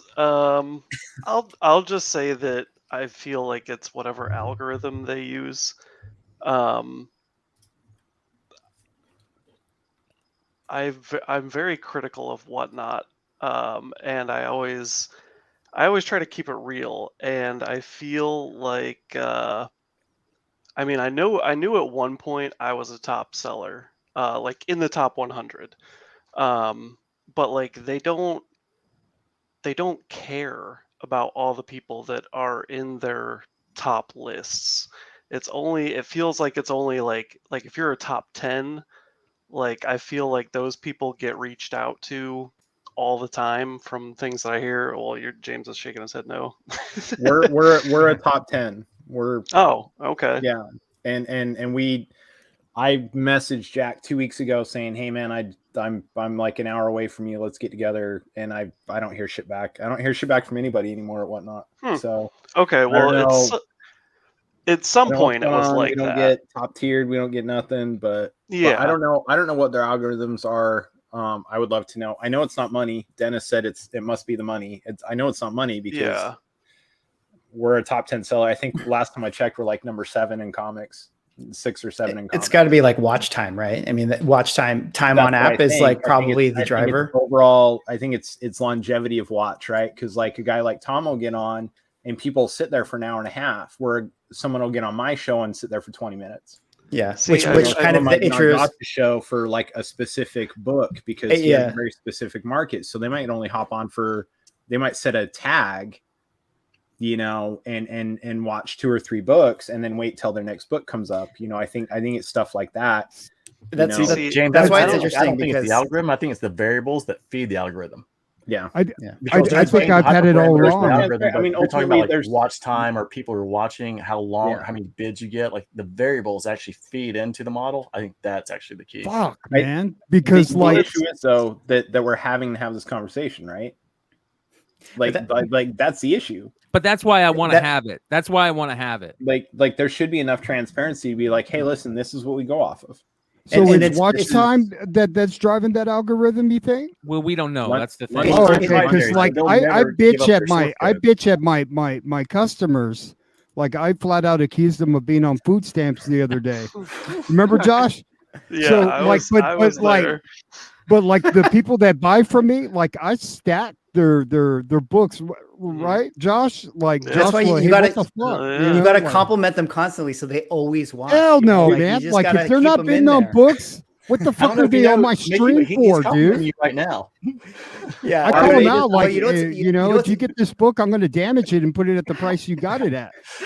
you know, I'm you gonna know press what's- this fucking book for you. Right, Yeah. right. I mean, I keep it real. Like, don't be on my stream if you don't want to buy anything. I don't want to talk to you then. Yeah. Like, What's interesting about, sorry, really quick, just throw the last thing for me. But what's interesting about it is like, you know, if it's all these algorithm things and blah, blah, blah, and all these websites like YouTube and Instagram and Twitter, like they all have these algorithms that are incentivizing people with time on site and all this, and nobody knows. But the reason why Whatnot, it feels like there probably has to be more transparency than YouTube is because of the consumer money aspect of it. Like obviously on YouTube, I'm wasting my time. Time is money when I'm just clicking around watching videos. Yeah. But on the other end with Whatnot, it's like people are selling and people are buying and money is exchanging. And that feels like a little more important to understand what is happening there. There's a very important question, and it again, you know, me putting Josh on the spot. I want to put everybody on the spot. This is the type of thing that I want to ask, and I get a lot of people that I see this question jumping up, and it was asked in the chat. They say, does Whatnot pay you to sell on what? Does Whatnot pay you to sell there? And I'm not going to ask just to James this. I want to ask everybody here because I know we all basically sell on Whatnot. I don't think Nate does. Nate's might be the only one. They definitely do not pay me. Hood, do they pay you? fuck no. I bet they'll try and pay me to leave. Wow. You're on mute. You're on mute. I've never sold on Whatnot, but Okay, no, they do okay. not pay me. All right. Journo. Well, they incentivize you to have people sign up with your link. And then if they buy from anybody, you do get a $10 credit. So I've gotten a few books for free, but no, they haven't paid me. Okay. Josh. No, they definitely James? do not pay me. Can I plead the fifth? No, I'm just kidding. I wish they did. Hopefully one day they will, but no. And I do have some insight into some contracts that have happened, and they're not what you guys think they are. All right. They're not Easy. lucrative. They're not huge. They're not life-changing fucking money. And if Hive got offered the contracts that they've offered comic sellers in the past, we'd probably turn them down anyways. So I've been paid by Whatnot for recommending a seller. So I've gotten that 200 incentive that way. I've also been compensated comics for showing up at a con where Such a you know, whore. I know, right? Always has Or- been. Yeah. But you know, I went on the very last day and I still had to bring my own books to fill out the entire time because someone went through and picked through the good books that everyone wanted. I'll leave it at that. Yeah. So All right. in that sense, but officially no paycheck or anything like that. So there you guys go. At least the people here, you know that it isn't happening. Is it happening? I guarantee it's happening. I think it's what James said. I think that we think that it's a lot of us think it's a lot more than it really is. I from what I've heard, there's 6 months contracts and they're always renegotiating. So again, that goes on the transparency. Like what are you negotiating? What are the things that are they looking at that they want sellers to do to be in that level? You know, that type of stuff. Well, we've talked about that, Brian. Like me and Brian have had very in-depth. Hive has a solid game plan when it comes to eBay, Whatnot, and all these other platforms. And Brian's been a great sounding board for all that shit. And you know, he knows. Yeah. And you guys also know if we had a contract, I'd be the first one to be like, yeah, we're under contract. I don't give a fuck. I don't Even when see anything wrong when with we were that. doing their convention exclusives, we were never under contract. We still have an invoice pending with them because Is that there's like an no exclusive? contract. to where you can only sell on Whatnot for 6 months or something like that, or I guess maybe it's just depends. I don't even know. I don't know if it's that, because I know some of the people that do also run websites, and I can't imagine that they would tell them they can't. I think imagine one of the something biggest, that like they have to do X amount of hours, or I would assume it's like it's like a work contract, like you have to stream X amount of hours a week or a month or something to that effect is what I would think. Yeah. But again, I don't have any insight onto that. And If I ran Whatnot, that's what it would be. I would be like, listen, I'll give you a contract, but you have to run fucking 30 hours a week or 20 something hours a week, because they're saying your hourly, this is how much they're making per hour that you stream. I mean, that's what I would assume the contract would be based off of. Yeah. And then what do they get in return? What's the incentive for their doing 10%? Whatnot's 10%. No. What does the seller get? Why would they probably a contract that's a fraction of what their 10% is, but they're getting a salary, a monthly salary. Yeah, well, so 5,000, 3,000 off their seller fees or something is what I would assume. Enough to make it worthwhile to keep them there, but obviously Whatnot's going to make their money. However, the contract's written up, they're not doing it just out of the goodness of their heart. They're still going to make their money. So whenever Josh and I were running 612 Con or doing 612 Con stuff, we were told like, here are certain aspects of the algorithm that you should know about. Yeah. Where like if you're running an hour show and you're not hitting $500, is that what it was? They don't consider that, or if you hit $500, they consider that an average show. If you're hitting $1,000 within that hour, you're hitting a great show, and then you'll end up getting a push, whatever for the next time you run a show. It didn't matter how the 500 was distributed, like how just within that hour. If you make $500, it's going to be good for you. So it's hourly earnings is what you've been. Yeah. So that but that was like what 6-9 months ago. Yeah. So I'm sure they've changed up variables within that as well, because they would have to with the way the industry's changed in the last right. I mean, because we see $1,500 every hour, and now we do like $600 every hour. It's not. Because like I had really good hits on the way up to MegaCon, and then even at MegaCon. And then as soon as like my next show back home, like I didn't see as many people in my next stream as I thought I would have had with all those like, hitting these algorithm goals or whatever. Yeah. Well, it's really weird how like, cause I had my Golden Age show yesterday. I had 115 bookmarks before I started that show. I don't even think I hit 40 people like watching my show during that show, and I'm like, where are the other 75 people that supposedly bookmarked my show? Like, what time was your show, Josh? Well, that happened 10:45 p.m. Eastern. Eastern. Yeah, Eastern. That's not a bad time. No, not on a Friday. So during the Hot 10, people, like I said, with your stuff, it's so niche sometimes not all the time. Like if you're in foreign, you're into your show, but sometimes collectors of your stuff are specifically looking for one or two books. I would assume with your stuff, that probably happens more often than not, where it's like people will like pin one or two items and then tag the show. Like, how did your show go overall? It was fine. I mostly did it as like an educational show.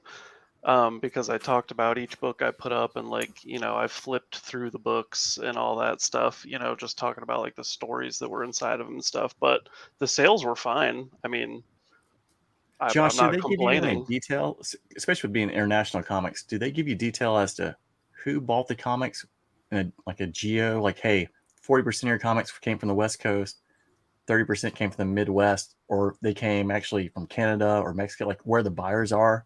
Because the time zones, I would think, may affect.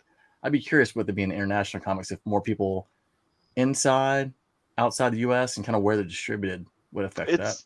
So we see the shipping labels, right?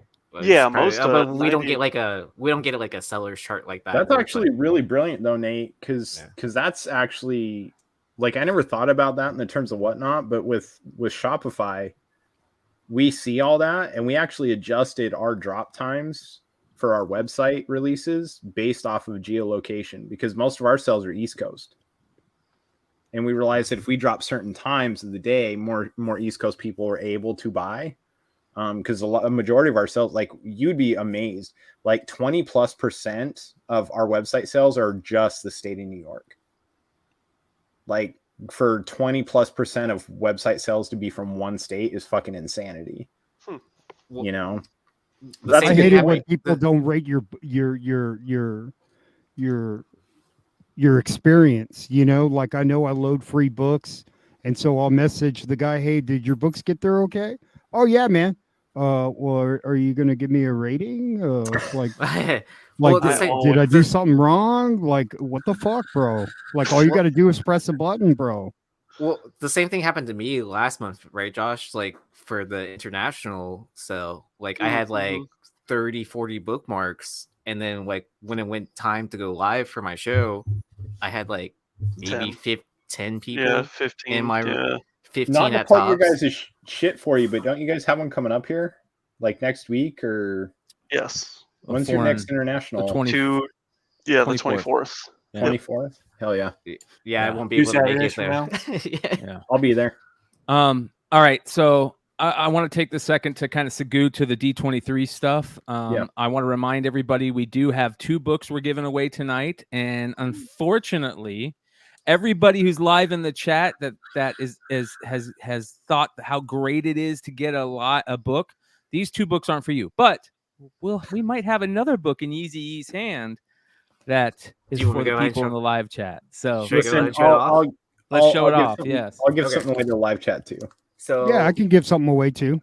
Philip Chung sent me this lovely book, and he wanted awesome. he told me, like, hey, give this away on any of the podcasts you're on. So make sure you're following him and Chungy Comics. Yep, Chungy Comics on Instagram. I would say, you know, out of this panel, Red Hood is still my favorite presser, but Chungy is a very good East Coast presser.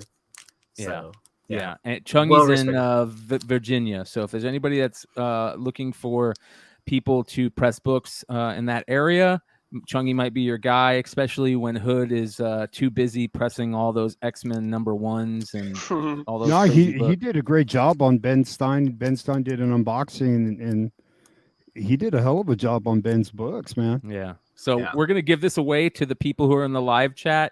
I want to remind everybody that the way that this works is you guys just have to be active in the live chat. And at some point, we're going to pick a random person. So just continue to be active. You guys have been amazing in the chat. The other 2 books I'm going to grab here in a second. I'm going to walk away, but I want to start away this. You want to give away this? Look at all these people giving all these giveaways. I was just Mama. We got to give away a Hive comic. Can we all I need to jump in the chat right now. Mama, who wants it? Who wants it? We're going to be known as like the Better Than Oprah show, where we just give you comics, you give them away. This is Mama-ness. Hold on. Well, let's get in. But Is that before the we only do one you that, have, though? what's that? Is that the only one you have, Nate? No, I've got you guys sent me I bought a 4-pack.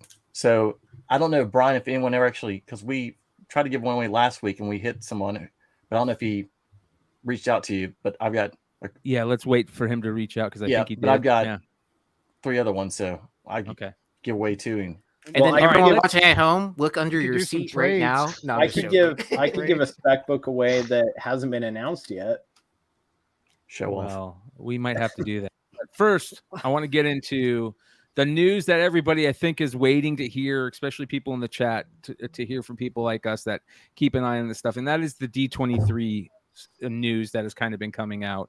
It feels like we've kind of, our expectations are pretty high about this stuff, and we kind of want to know what's going on. And to me, there really hasn't been anything crazy going on, but I'm gonna kind of, and by the way, you guys just jump in anytime. I want to hear what you guys think on all this stuff. I'm just going to kind of go through some of the things that have come up. I'm going to use a web page. I'm not saying this web page is a great web page. I'm not saying it's end all be all for information. I'm just using it as visual for us to kind of get things going here. But all right, I want to start off with Black Panther Wakanda Forever. And that's kind of been the one. That's the one that's coming out soon.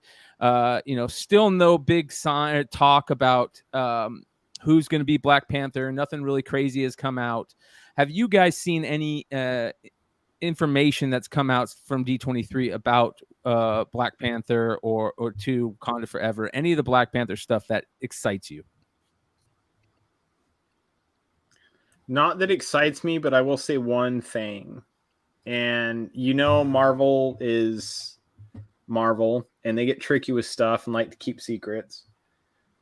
I am one that personally believes that it would be amazing if they brought Killmonger back to take mantle as Black Panther, which, there's comic book precedents to that. I heavily speculated in the comic book precedents to that. I will openly say that. However, in the scenes that they've shown previously with the Black Panther in costume, those are some weak ass calf muscles. That's all I'm saying. So I'm hoping that ain't true. I'm hoping that maybe there's two of them and one has to take the crown and one has to keep the mantle. But at this point, no, there hasn't been much out of Black Panther, like spec wise or news wise. I'm excited for the movie personally. I'm excited to see if there's any sort of tribute, as there should be. There's been rumors that I've been hearing more and more of in the past couple days about said tribute, and maybe that we're going to see quite a few scenes, maybe with a CGI Chadwick Boseman in the movie. That would be amazing. If it does happen that way. I also like Disney and Marvel aren't stupid. They know a lot of people want to see. They want to see what God, I'm drawing a blank here. The actor, they want to see the actor that played Killmonger come back and Michael B. Jordan. They want to see Michael B. Jordan take up the mantle, and there's comic book precedents for it. It's not hard to justify making that decision, and I hope that the execs at Marvel are listening well enough to be like, okay, we can do this. They can actually keep both people happy. They can keep people that want to see Shuri become Black Panther, and they can keep people that want to see Killmonger happy. And I'll put it to you like this. And one have to take the crown, and one have to take the mantle of Black Panther. And I'll tell you like this: through the movie. James, like Ryan Coogler's done what 5-6 movies. Mm-hmm. Fucking Michael B. Jordan's been in every single one of them. So exactly. like he's doing this one. Do you think Michael B. Jordan's not going to be in this fucking movie? No, and that's not lost on me, and that's why I'm so heavily speculated in the comic. I mean, so like gets resurrected and takes up the mantle of Black Panther. Yeah, that's his boy, man. It's almost like Scorsese and De Niro, man. Yeah, exactly. It's like I cannot imagine Coogler doing a movie without Michael B. Jordan. Red Hood, I didn't need you to say that publicly, though. Oh, I'm sorry. I'm sorry, bro. I would just say I think Marvel needs to hit this one. They need to get after Thor. Like I remember when Josh had said that he went and saw Thor and about just really wasn't impressed. I'm like, oh, Thor's got to be good. And I went and saw it. And I was like, oh my god, it was way worse than Josh. Yeah, it sucked, dude. And then you get that She-Hulk. This is the movie they need to hit home because Doctor Strange wasn't what we thought. Moon Knight. I think it missed I think it missed it on Moon Knight. She-Hulk's fine, whatever, but it's not going to be something that's going to carry weight in Marvel. They need to drive this home. And if you watch the trailer that came out, like you see the emotion behind it, and you can kind of, when you see the, it's almost like the billboard with the painting of Chadwick on the side, and you can see the emotion from the mom. She's giving everyone in her family. I'm expecting to cry during the movie. They need to really hit this one home. I think they will. I'm expecting to cry during the movie. I think a lot of people will. I think exactly what you said, the emotion in the trailer for that movie. I mean, these are people that actually worked alongside this man and were his friends and became his family that lost him, and then were back on the scene filming this movie. He was a Black Panther. Yeah. Like literally. So if they acknowledge that loss in the movie in any sort of way, I think the portrayals we're going to see are going to be so genuine that it'll be it'll take the movie. The movie's going to be a next level type situation with that. I just hope that Marvel doesn't fuck it up, and they we don't need all the jokes. Just be straight. It's doing a lot of reshoots right now, bro. It says the cast was in attendance. M'Baku teased how Wakanda has been changed by the snap. Quote, the tech is different, is what he said, which is interesting. Letitia Wright called it, quote, a beautiful story. So that's about all that I've seen and that's been reported on it. Did you guys see the Ironheart trailer? Mm-hmm. I'm so fucking excited. I didn't see the trailer, but I'm excited for Ironheart. Did they show a trailer? Yeah, the trailer's sweet. Yeah, they're at the event. It's just, but it's not public. Yeah, not public. Yeah, there's Mhm. people with their phones that kind of. So how'd you see it, Josh? There was people that recorded it with their phones, Okay. bro. Josh knows people. 2022. Yeah. In 4K no less on their phones. It's fucking crazy. I mean, if he knows international people, you know, he knows someone that was probably at D23 that was like live streaming it straight to his phone. Sneaky, Alan. Sneaky. To me, the biggest thing that was shown that I could see was footage of the hood. I want to know to the speculators, the big speculators here, is the hood a character that you guys are speculating on? Not even a little bit. No, Don't spec on Marvel villains. Wasn't before this. The time to do that it's already passed. Like as soon as they revealed that was when you dumped that book. Yep. I feel like that this and I want to jump back up to Black Panther also. And I'm glad that we have Chris here to talk about this. I feel like something about Black Panther, the first movie, that was so important was the soundtrack. I feel like that really carried a lot of the hype and excitement, and into being such an important film. What are you looking forward to soundtrack wise, maybe, Chris, on this? Have you heard anything in that? No, I haven't, but I agree with you 100%. And you know, I mean, to even try to put words to what Kendrick did, and to bring that into just the like the drums, how that buildup of the drums in the certain scenes, and then that was from the songs from the soundtrack, and it works so well, and I really think it pairs with, and I know a lot of people when this type of talk about the first film came up about the cultural significance. You know, I don't think people understand. Yeah, it was a Marvel movie, it was a superhero movie, whatever the case may be. But this film brought in something that doesn't get talked about Black folks and African Americans and Africans, and that disconnect since the West African slave trade, and how they're in real life. We have this disconnect of people coming from the same place or being stolen from a certain place. And here we are a couple 100, 300, 400 years later. And there is such a gap in understanding the homeland and the culture.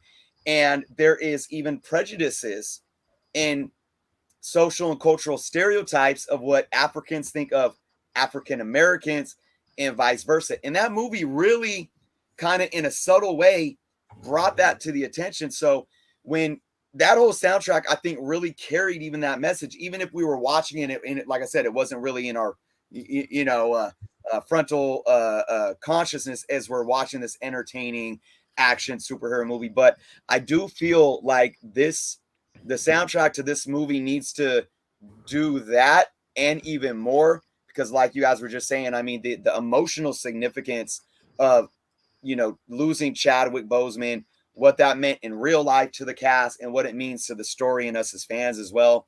So, I mean, look, music drives emotions. I mean, go watch any of your favorite movies. Yeah. Whether it be an action film or Titanic, or I don't care. Take the music out and try to have that same emotion. It's not going to happen, but this score absolutely needs to, one up.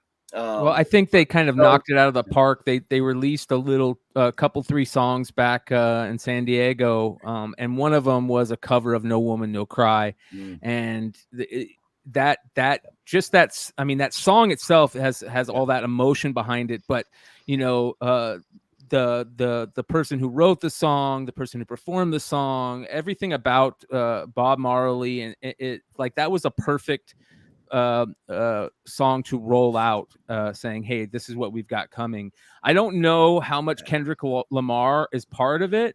I haven't really seen anything, but I felt like he was such a big part of the first one that they would be stupid to not have him be part of the second one. So so Ludwig Göransson that did the soundtrack that focused, like he was the guy who put together the soundtrack for the film. Yep. He's in charge of it for Black Panther 2. Okay. So it's the same. And that guy's the same guy amazing. who put Kendrick in charge. He did of the Creed songs and movies. put all that stuff together. Is the same guy for Black Panther 2. And he also I did. think they're not understating the fact that like that was an important part of Black Panther 1 by hiring the same crew to do 2. Yeah. And music is so important to a movie, and that's not just soundtrack music, but that's also like the background music in a scene, the Foley, like all that stuff is so damn important to a movie. And Black Panther 1 hit it out of the park so hardcore on that first one. It's gonna be very interesting to see how they play the second one. So we'll see how Brian. No, real quick. I was gonna say, like, the biggest thing that's lost in this whole thing is that you have an actor that died at the height of his powers, dude. Like, this guy played James Brown, Jackie Robinson, Black Panther, like, and he hadn't even hit his prime yet. And that's what's so amazing, that you never got to see what was in store for him, because there would have been some Academy Awards in there. That's the heartbreaking part of it too. Is did he not fulfill the promise, but for himself, he probably didn't fulfill all the goals that he wanted. Yeah. For me, he was given the Academy Award for Best Actor. He was nominated. I apologize. Nominated. Yeah. So that's interesting. I just really hope this movie is good. I think the MCU. I think the MCU needs a win. Kind of what like Nate was saying. This should be a fucking layup, dude. It should be a layup. Well, what I will say, I'm very curious. The movies I've been most anticipating with like the new Marvel phase and everything was Thor: Love and Thunder, this movie, Ant-Man, and Guardians 3. Because the reason all 4 of these movies are directed by directors who have previously worked in phase 3s and 2s. So I was very curious to see, like, okay, in this new system, in this new phase, in this new corporate structure, how are they going to perform? And Thor seemed like kind of went off the rails a little bit. Big time. I really want to see, I feel like Ryan Coogler's probably going to get carte blanche to do whatever he wants. I mean, the last movie made $1 billion, so it's like do whatever you want. But I'm a little, like Chadwick Boseman passed in 2020. They had to rewrite the entire movie. There was like controversy with Letitia Wright. They had to like do rewrites there. I just hope that the movie comes together. That would be my hope. I think that it would be such a major fumble for them to mess this up. One, it's the Black Panther, everything about the first movie. Second, it's got Namor, and I feel like they have Namor set up to be a win. I think the design of him, where he's located, out of the actor they chose to play him, I think is all a home run. I feel like even with all the things that happen with the actor, I think the most people that are into comics are fans of Shuri, and I think that that's a great person to have be major parts of role of the future going forward in Marvel. And you're introducing Riri in it at the same time. Like they could really mess it up, and I hope they don't too. I agree with you on that, Swaggle. Well, I was going to build on that this is going to set the tone for Ironheart too, for all the future projects that she has, like, because if they don't present it just right, no one's gonna care about Armor Wars, about her own solo series, like, yeah. And then so my thing is, there's 2 things that have to happen. This movie has to be good. Like there is no, like, it can't be this is ending phase 4. This movie has to blow people out of the water. This movie has to be a hit, and Ant-Man, the first movie in phase 5, have to be a hit, because you're ending a phase and you're beginning a phase. Those should be the most 2 important movies probably of at least this past year and the next year. Yeah. From where we were That's a to great where point, we're John. going. Especially bringing Kang in. Yeah. For Ant-Man. I mean, because I feel like we're missing that villain. Like when Totally. Thanos died, I don't really know what's.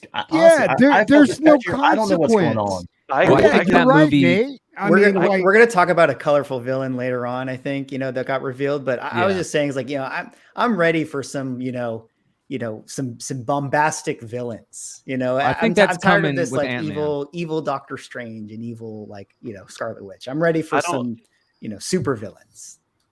I don't know if there was anyone on this panel that got to see the leaked Ant-Man trailer, but it was insane. Yeah, I Like, saw right? it. It was good. It was It was badass. wild, dude. Yeah. Like I got goosebumps. Like It I'm felt so like- excited.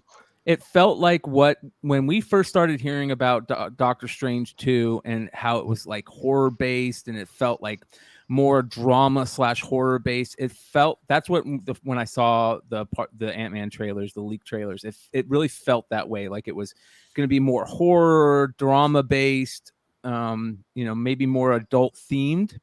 Yeah, Which is there's- really weird because the movies before it were very funny, and it's hard to have that type of movie with what's his name playing Ant-Man, right? And because he's such Yeah. he's a funny Paul he's Rudd. a joke. Paul Rudd. Yeah, Paul Rudd. Paul Rudd. Yeah, he's great. But They- I think they've gotta get away Ant-Man is from the going to humor. give us that. We were all given Kang and Loki, and that is not a Kang that we are going to see anywhere else anytime soon. I think that they were setting up the whole Kang thing to give us the really dark, evil dude in Yeah. Quantumania that we're going to Yeah. get now.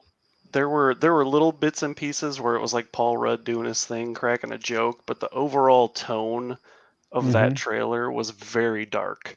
Like very at dark. one point where Kang said, "Have I murdered you before?" And Yeah. you're just like, "What the hell?" You know? Yeah. Mm-hmm. I feel like I need to see these trailers. Yes, you do. Dude. Yeah, It was do. wild. I'm man. We all surprised do. they didn't show the trailers from SDC at D23. Like, Well, they what might- the fuck, man. They might not be done. Is there anything coming out tomorrow on the schedule? Do we know? So done? I heard it thought it was from a guy that I know Saturday. that does D23 every goddamn year, and he said that there's never really any announcements of any weight on Sundays. Okay. He said they usually they get through the stuff that has any substance by Saturday. So he's like, I don't expect anything else. He even told me that again tonight when I was doing my whatnot sell. He was like, yeah, there's not going to be much. And Swag, you went live today, right, on your channel talking about what was going on. Yeah, just kind of going over the news as it kind of came out. Yeah. I don't know about you guys, but I can't wait for the Thunderbolts. Dude, this buddy, was you're my waiting for Echo. favorite. Don't you tell yourself anything else. Yeah. I will say this with Quantumania. I think the one thing we're going to get out of it that a lot of people maybe are understating, a lot of people in the community are maybe understating, is we're going to get like Cassie Lang, right? I'm good with that. And we're going to get this next breed of like, this is the MCU for the next 15 years. Like, this is our next Robert Downey. This is our next, like, these are them, and we started to get that already.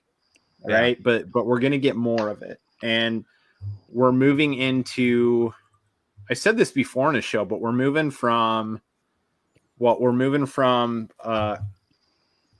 80s and early 90s spec books into mid 90s, early 2000s. That's what I was talking about. Spec books now, Yeah. and it's Marvel's got decades and decades of stuff to work with, but it's very apparent right now what they're doing, and they're being smart about it. They're staying a decade, or they're staying 10 or 15 years behind at this point on what they're doing. And, we're getting that with Secret Wars. We're getting that with all this other stuff. Like, we already know where the trajectory is going on this. There's a little bit of a skip though. Look at Secret Wars, and then look at where we're at with Cassie Lang and Young Avengers type stuff and things like that whole team dynamic. And I think the growth Secret Wars thing will set up Young Avengers. Yeah. But my let me question bring is, in one who more was the person real quick. Who was the scroll from all what we've seen in the past X amount of time in the Marvel universe? Who's been the scroll? Because someone I think you probably don't expect has been a scroll the entire time. And that's the card that they can play at any time, right? Which is pretty cool. It's a great Ladies and gentlemen, we would have love to see- Mighty Mel V with us right now. What? shit. They'll let anybody in this place. Holy shit. I thought you retired, bro. I thought This you is a retired. retire. a retired player. He's making an Ali like return to the ring, baby. Maybe Michael Michael do his Spinks. own show, but he makes it to Brian's. Yo, the crazy shit. I came on because I love you guys. Number one. Number two, I want to say Nate, thank you in person. And number three, I missed this. I'm just doing commentary right now. I'm in the booth. Hell yeah. And Hive, I fucking gave you fucking super props today. In my show, I fucking love you. You did. Guys. Thank you, man. You always do. I love that you keep it real too, and because you keep it real all the time, people that carries weight when you say that stuff. I hopped in Mel's show for a minute, and Mel straight up he goes, Hive Comics is one of the only. He goes, I don't mess with exclusives, but Hive Comics is one of the only exclusive resellers that I'll mess with. I don't fucking buy them shits. And that meant a lot. In fact, you might have pushed us over the 5,500 mark. Shit.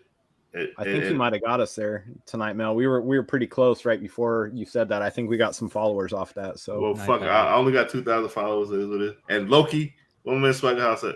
Hey, one man Loki, journals. I never been on the show with you. I watched the stuff. I'm 50-50 with your shit, but I respect you, bro. East Coast, West Coast. That's what I like. I like when somebody comes on and says, "Hey, I don't agree with everything you do, but I respect the shit out of you." That's what I'm for. It's hard. What journal? Let me tell you something. It's hard what we do, and to get a following like you have, it's nothing but respectable. Whether I like it or not, you got the following, and people follow it, and people respect what the fuck you do, and it is what the fuck it is, brother. So salute. Appreciate that. And I just let it known. I don't want everyone to watch my channel and agree with me, because if that happened, the content that I'm making isn't doing what it's supposed to be doing. Now, fuck that. I want everybody like if everybody agrees with you, you got a cult, not a following. Right. Yep. Give me a cult, goddamn it. That might be good. That might be good for YouTube income, but that ain't good for life. Hey Mel, we're mobbing out in New York, right? Yeah. Well, I don't know how much mobbing I'm doing because I gotta go to work. Shout out to Kal-El with the $5 super chat. He says this show should be renamed the Knights of the Round Table. Amen. That Friday, I'm gonna try to get off that Friday, but Wednesday, Thursday, I gotta go to work. Mel, you let me know. Whatever night you get off, let's go do something special. All right, you guys. Everybody that catches the live show, you guys get to see the full show. We're probably going to be clipping this because we're going to definitely get a copyright claim. But let's take a look at the Werewolf by Night official trailer. Here we go.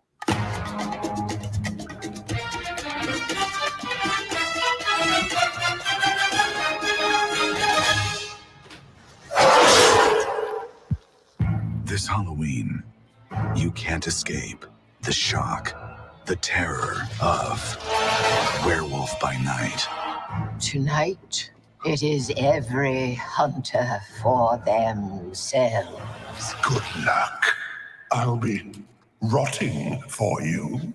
But one of you is a monster, masquerading as one of our own. I can't wait to find out what breed of evil you are.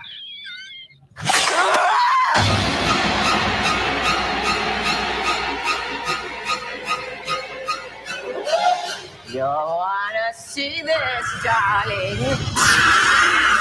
Please don't do this. Death is coming for you!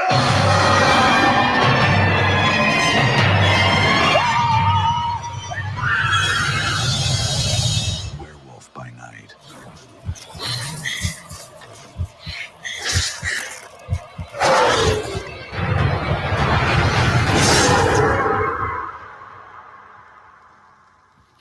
Dude, so good.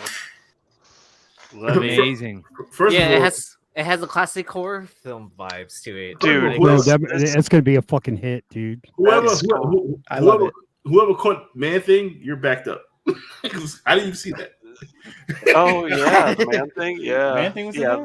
This thing totally screamed like the Universal Monsters, like old school trailers. This was my favorite drop of D23, hands down. I think it's going to be a fucking hit, dude, because people are going to want to go back to the theater, and people want, at the end of the day, people want to enjoy themselves at a movie. You So is know, that a movie or is this, that you Disney have low Plus? expectations. I think you're going to leave the It's Disney theater Plus, I feeling think. pretty good about it. It's Disney Plus. Disney It's just Plus, one right? show. Is it a show? Or What? just It's one not in the episode? movies? No. Are you serious? Yeah. No, that's it's Top Gun. Yeah. Yeah, Right. it's a special. So, and I don't even think it's that long. I think it's probably like 30 minutes or something. Oh, like that. So- fuck that then, dude. Because I saw the October 7th. I was like, man, they haven't. Are you shown fucking anything the way serious? it's That's not on going to this be a far. movie? No, I think it's a special. I think it's probably like 30 dude. minutes. Yeah, it's the Halloween fuck. special. Oh, nice, dude. James. You know what? You wanna- Fuck you wanna give Disney, this away dude. tonight? Fuck Disney. No, I care. don't. I want you to send it to me. No, we're gonna give it away tonight, Brian. All right, here we go, Oh, you that's guys. cute. We That's got a great. werewolf. Jesus It's Christ. it's rough. It's rough. It doesn't look it. It's dope though. Ladies and gentlemen, this is why we do this. Shout out to Hive Comics, you guys. Make sure you guys go and favorite Hive Comics on your webpage. Go and follow them on whatnot. Just show them some love. We've got Werewolf by Night #1. We're going to give it away. As a matter of fact, you guys, we're going to give it away right now. So here we go. This is how we do these around here. Let's go ahead and do this. To the lucky people that are here live in the chat. I know everybody always complains that all the good stuff goes live in the chat. Don't worry, we're about to give 2 9.8s away to the people who caught the last video. But here we go. The winner of Werewolf by Night, #1 is Nathan West. Chad Cave. Oh, Passed him. That was close. Hi, Hi, Nathan. Nathan. Congrats, hi, Yo, Nathan. It's crazy. Hi, Nathan. the This better brother- Nathan. amazing. The better Nathan. This motherfucker always Good for wins. him. He always wins shit on fucking my Hey, whatnot. just so you guys know, Hi Oh, Nathan he went does, on during the There he run is. too. Hi Nathan does. He's done an exclusive for us. He does all of our our photos for whatnot. Even Art. better. So Yeah, there dude, we he's a go. fucking legend, Josh. man. Yeah. Send it to Josh to read it. I fucking love it. John, Yo, what's Really the algorithm good of that comment picker? It seems like it's favorited here. Yes. Yeah. Yeah. Hi, Nathan is great. Josh don't be eating books. Josh be full of shit. He don't be eating books. Hey, dude, I No, got he made that that double or fair nothing and bet. square. Fair and Yeah, he square. made that double or nothing bet where he almost had to Can I eat be 2 honest with comics. you guys? You guys are gonna love this shit. You guys will love the shit out of this. So you started showing that trailer, and I'm like, dude, I just bought a Werewolf by Night #1 at an LCS out here in South Carolina, right? Like, I got a good deal on it. So I'm like, dude, I fucking need to rebag and board that, right? So I literally stood up to go. You guys saw me walk off while the trailer's going. I never once in my life, I used to laugh at motherfuckers that this happened to. I want you guys to notice something on this book. You see that, and you see that. Yeah. Tape pull. Yep. Oh. Wow. Never in my life, and I used to laugh at motherfuckers that happened to, Karma's a bitch. and I did it. Oh man. That's what painter's tape is for. Yeah. That's what painter's tape is. Bro, you did that? I thought Yeah. he came like that. No, I literally just did that a minute ago. Bro, I don't want you bagging and boarding my comics, dude. Mel, You're is gonna this buy one them you're from me, missing, bro. Josh? Hey, 100,000 comics. I've never done that before. Okay. Yo, are we talking whatnot today? Because No, we already did, bro. no. We already got into it. No. If she's rough, bro. Yeah, I It's know. funny. I have a Ghostwriter book that has that same tape pull, the double one, and it always baffled me. I was like, how did someone do a tape pull like one here and one here? And then Yeah. now Yeah. the Now you mystery has been revealed Yeah. to me. Well, we've got one more trailer to watch, you guys. So, Please, no. These all come out today. Yeah, one of the better ones also, and I think everybody's looking forward to this. I know it sucks that Werewolf by Night thing is going to be a special, but let's be honest, if it's that good, they're going to make more out of that IP. And the actor they have playing it, what's his name? Gail Garcia Bernal or something like Yeah, that. he's a composer. Morris Perros is one of my all-time favorite movies. Go check that movie out if you ever seen it. Go ahead, You Mark. have to introduce these characters somehow, and if Yeah. it's a one shot, that's a great test bed. Question. So if you like this character, watch it. Was that If enough of us Bloodstone? watch it, we're gonna Yes. see it again. A lot So of that people was- are saying that was Bloodstone. Yeah. Supposedly, yes. Right. So they're just throwing shit out there. Hey, there's a female there. Well, we knew that And they enough were people going that watch route. it, they're gonna fucking run with it. But if So- I mean, it's investment opportunity, right? So if They're- you like they're it, throwing watch out. it 5 times, if not more, Yes. On on Spec. several Red Hood, different shake his head. devices. Start that shit. Walk away from your computer. They're, for all those 45 characters are going minutes, to show start up that in shit Blade. again. Yes. All those there characters you- show up in Blade. There you They- go. Yep. Secret 100%. This is the one trailer I didn't see. So good. All right. No, this one's good. So to me, this is other than Black Panther, this is one that I'm really looking forward to. I think this is just going to be amazing. I think that to me, the stuff that has been the best from Marvel is the stuff that we were like most surprised about. I think Loki was that. I think Loki was the best, and I don't think any of us thought it was going to be that good. And I think Secret Invasion feels that way, where a lot of us maybe were like, this is kind of like the least one we're looking forward to, that they are going to make outrageous. So here we go. Let's watch it. This is Secret Invasion's official trailer. Here's my vote for Skrull, by the way. Oh, I Nick think Fury? Samuel L. Jackson is a Skrull. Yeah. Yeah. I think thought they were revealing I'm just Yeezy putting that out there is right now Skrull. on record. All right, here we go.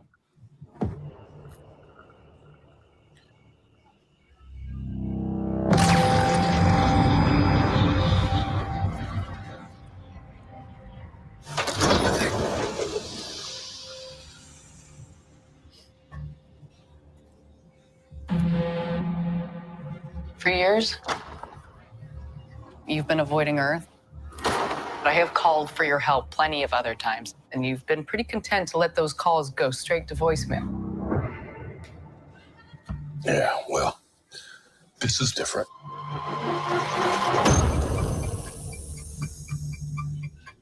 How much do you know about your security detail? What do you mean, how much do I know about him?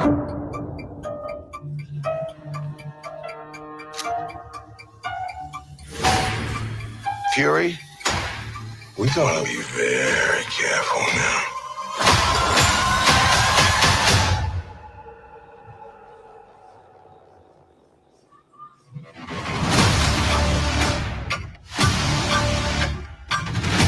You're in no shape for this fight that lies before us.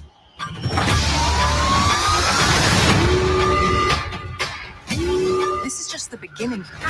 This is my war alone. And I'm the last person standing between them and what they really want.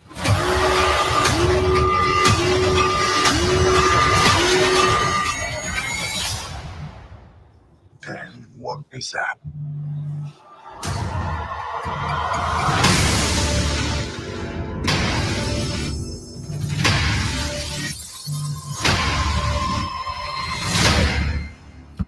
Bro, I'm ready to watch that shit right now, dude. Can we just That's what I'm fucking appreciate- talking about, dude. You know what's the best thing about that trailer? Not one single joke. Yep. They even resisted the Thank joke you. after the title, This which guy. was like the This easy guy. layup joke Keep to put him at the on. end. They even resisted. Bro, I got the intro for the Echo Show. It's the Echo Show, and we're echoing all the time.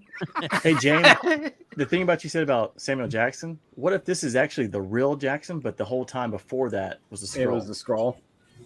Yeah. I can honestly say this. I have not been excited for a Marvel anything as much until like Iron Man 1, the beginning of it all.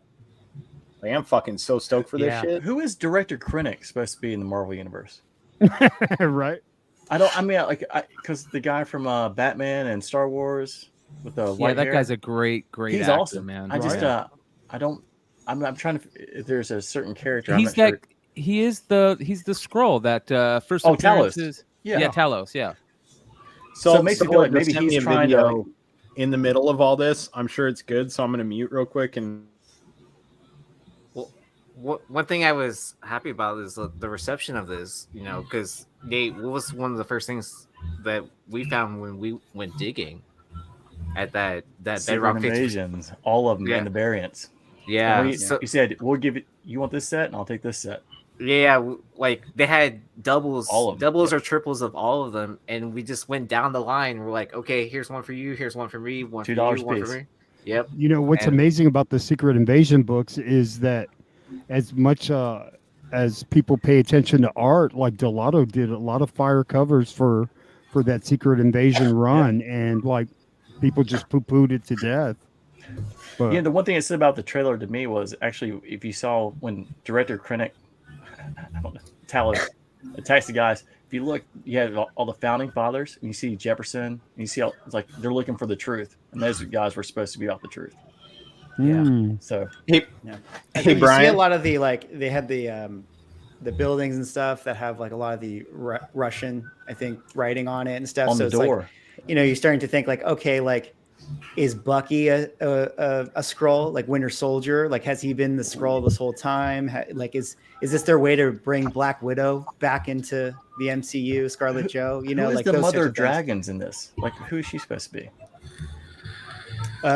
Everyone thought that she was Ferengi, but Yeah, it feels like an obvious. Secret Wars like 41, that second print when he's on the cover. I mean, you guys know you guys are smarter than the MCU directors and Yeah. it's probably gonna be a fucking cat or something.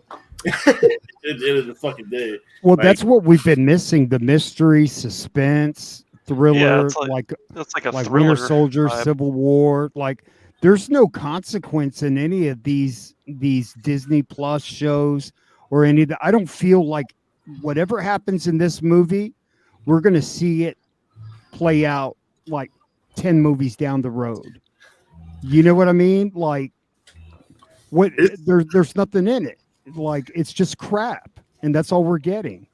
but that's the thing. Like, I mean, we spec on. Like, I remember Lucas and Ultra. They spec the fuck out of fucking. Like, they basically predicted Man Thing. Like Scarlet Witch. Like, if you see the Man Thing is in Scarlet Witch. Like Lucas and Ultra just did the spec the fuck out of it. But that was like we're getting that 4 years later. It's like 2 years, 3 years later. Like, nobody's gonna care. Like, this is the problem with people want their spec now. Yes. And if you get a show with spec now, it's going to be a hit. If they build it up, nobody's going to care. You know I mean, because weren't they talking about like Jack Russell, like way back when?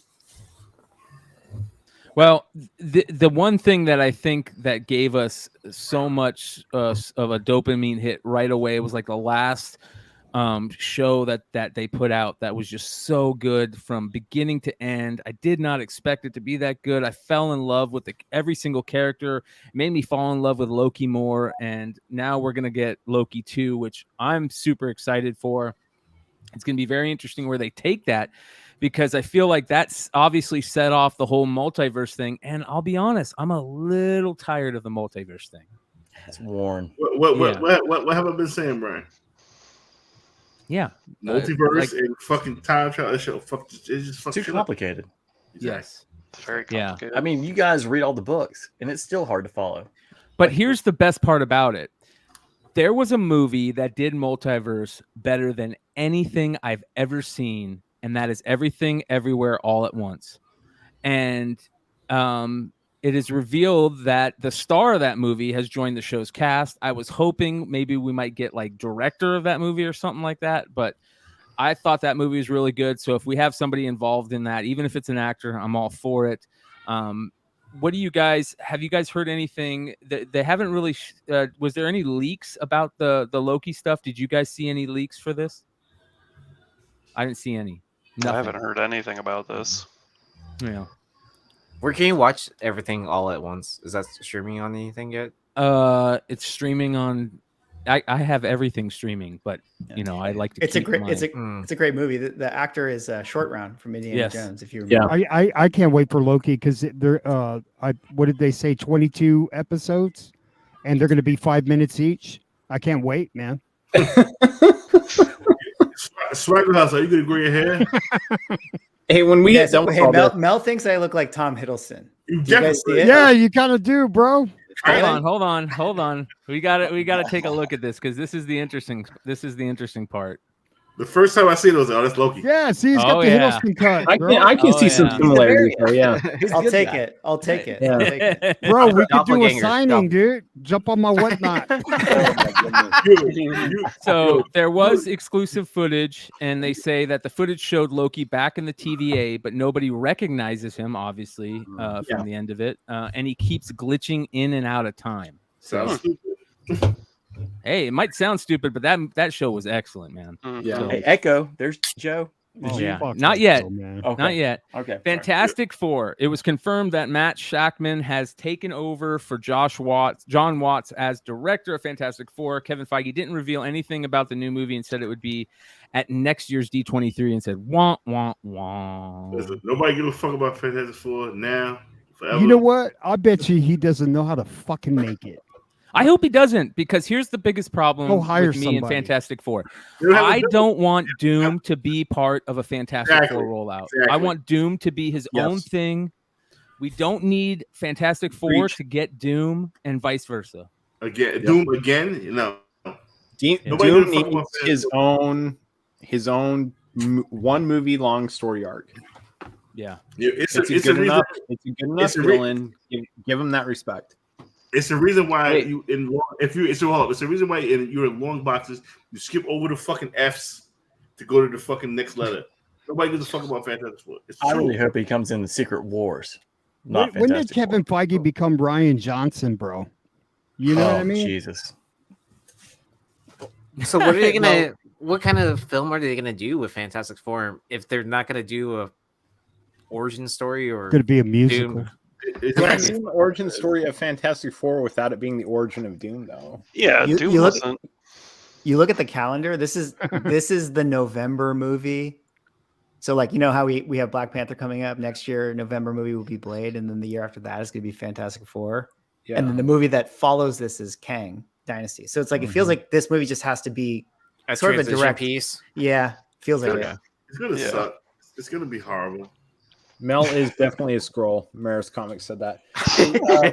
When we get done with this, I got to show you the video I got sent. It's fucking hilarious. The real Mel's a dinosaur. I have that book. The video solo. I sent have me that is book right fucking here, hilarious. you And he's know? obviously watching because it's the- you guys in the background. And the real Mel said, "Fuck this book." So Fuck that streaming service, bro. Next Yeah, on the wait, list, there's your Echo book. Do you have the reread? Do you have the reread footage by any chance? No, we already talked about that. The Riri footage is not. I haven't seen anywhere where the Riri footage is. So I don't want to play it. You know what I mean? Like because the footage that you saw, it was like they kept putting it in and out of their pocket and shit. And it just looked really bad, man. Gotcha. So Was there Star Wars stuff? there was Not a so lot. okay. So Andor. yeah, they did release the new Mandalorian trailer and the Andor, and the Andor looks good. Mandalorian, I don't think they showed enough to really know. Bro, Andor looks fucking phenomenal, Yes, dude. yeah, it does. It looks absolutely amazing. So I'm definitely looking forward to that, which could be good. We'll see how it plays out. The Echo stuff was talked about. Of course, they talked about Kingpin D'Onofrio showing up in it, which I think that in order to make Echo better, I'm okay with them adding Vincent D'Onofrio to it, because you add Vincent D'Onofrio to anything, he's going to make it better, especially as Kingpin. It's the only series I think that she's almost like the supporting actor. Like you're Yes. going to have like Matt Murdock or Kingpin to actually carry the weight. Well, I don't think she you'll can get carry it. both. I think you're getting both. Which would be right? fine. You might not get both until the last episode, but you're going to get both. But that's fine because I just don't think she's going to carry the weight of like absolutely a series. not. Yeah. Unless Joe's watching like on every TV. in his house. Dude, I just, as bad as everything else has been, like, do you honestly think this is going to be good? Can we just be happy about the casting though? I hope it's good. Like Of what casting? like her being casted as this character. I guess. Like I was always celebratory of her being casted as this I character. think it's great. I think it's great. She You suffers gotta- from the disorder that Yes. Echo suffers from. Like this actual actress suffers from that disorder. Okay. She's like 80% deaf and is slowly losing all of her hearing, like Echo did in the. Why are you trying to make me feel bad, bro? No, I'm purposefully trying to make you feel bad. Yes. Well, yeah, because you're a Mets fan, and she's Native American. So if you want to, say Hey, something. About I've got that, some. I took that DNA test, dude. I got some Indian in me, dude. Like that's why I can't drink tequila, dude. Oh boy, here we go. All right, next Daredevil. We all knew Daredevil's happened. I don't know anybody who's not all for this. Charlie Cox and D'Onofrio and all those characters need to come back. Every single one of them. D'Onofrio stayed on stage for Daredevil Born Again after the Echo thing. He was joined by Charlie Cox, who called his return emotional. And he said, "What an odd feeling to have been doing this for a while, but in other ways, starting again," which is very interesting. I don't think they can, like, it would be stupid for them not to talk or have the old stories be part of it, right? Like they're not going to do that. I hope not. You know, where all those storylines aren't real. Like anything that happened in the Netflix universe isn't already carrying over in Marvel. Do you guys think that's going to take place? That's already been confirmed not to, because if you look at how the Daredevil series ended and how Kingpin showed up in Hawkeye, it doesn't make sense. There's Great absolutely, and there you can argue canon all you want because there's the multiverse. The bottom line is that this is a completely new, it's the same Marvel characters played by the same actors, but a completely fresh slate. I think that they'll just, have their cake and eat it too, where it's like, take any sort of character building and foundation that you got out of the Netflix series and just apply it to these characters. Yeah. And then, but we're never going to acknowledge it because it just begs the question, like, hey, why didn't Daredevil help during Avengers 1? There's too many plot holes in that sense. Perfect. I'm good with that. We've had a lot of that though. I don't know. I think Marvel overthinks stuff like that because there's too many instances of that anyways, right? Same thing with the Eternals. Like, the Avengers could have shown up and like it would have been over in 20 seconds, right? So I don't know. But I think they're going to brush over it. I don't think they'll make it a big thing one way or the other. I'm excited to see a new Captain America with Anthony Mackie playing the title role. I think he did a great job in Winter Soldier and Captain America. I thought he was excellent. He's a great person to hand over the shield to, I guess you would say. There was a reveal that we're going to get a character from old school Incredible Hulk, Tim Blake Nelson, as the leader. I don't have a feeling on that either way right now. So I want those exclusive Ray-Bans that he's got on, dude. I think this is still the most underrated series that Marvel's done. Yes. Like, people really don't talk about it, and there is no jokes around that. Like, I think Anthony Mackie and Sebastian Shaw, they're just two of the best that Marvel has. Yeah. They're incredible. Again, that was a good series. Like, if I'm honest, that was probably one of the better ones. Very cool. That leader book's gonna end up on all your lists. Yeah. Thunderbolts. Here we go, you guys. This is the one that I saw most people talking about. They're going to be they've announced the team or the people who are going to be in the movie, I guess. Florence Pugh, we all knew that. I didn't expect to see David Harbour back, that's for sure. But that was a surprise. Yeah, that's great. I'm cool with that. I love David Harbour as that character. He did a good Father, job. daughter. Yep. Ghost, that was interesting, but I think that was kind of talked about. We kind of knew that was going to happen. I am very excited to see how they're going to play out Taskmaster. Hey, real quick, Mel's back. Yeah.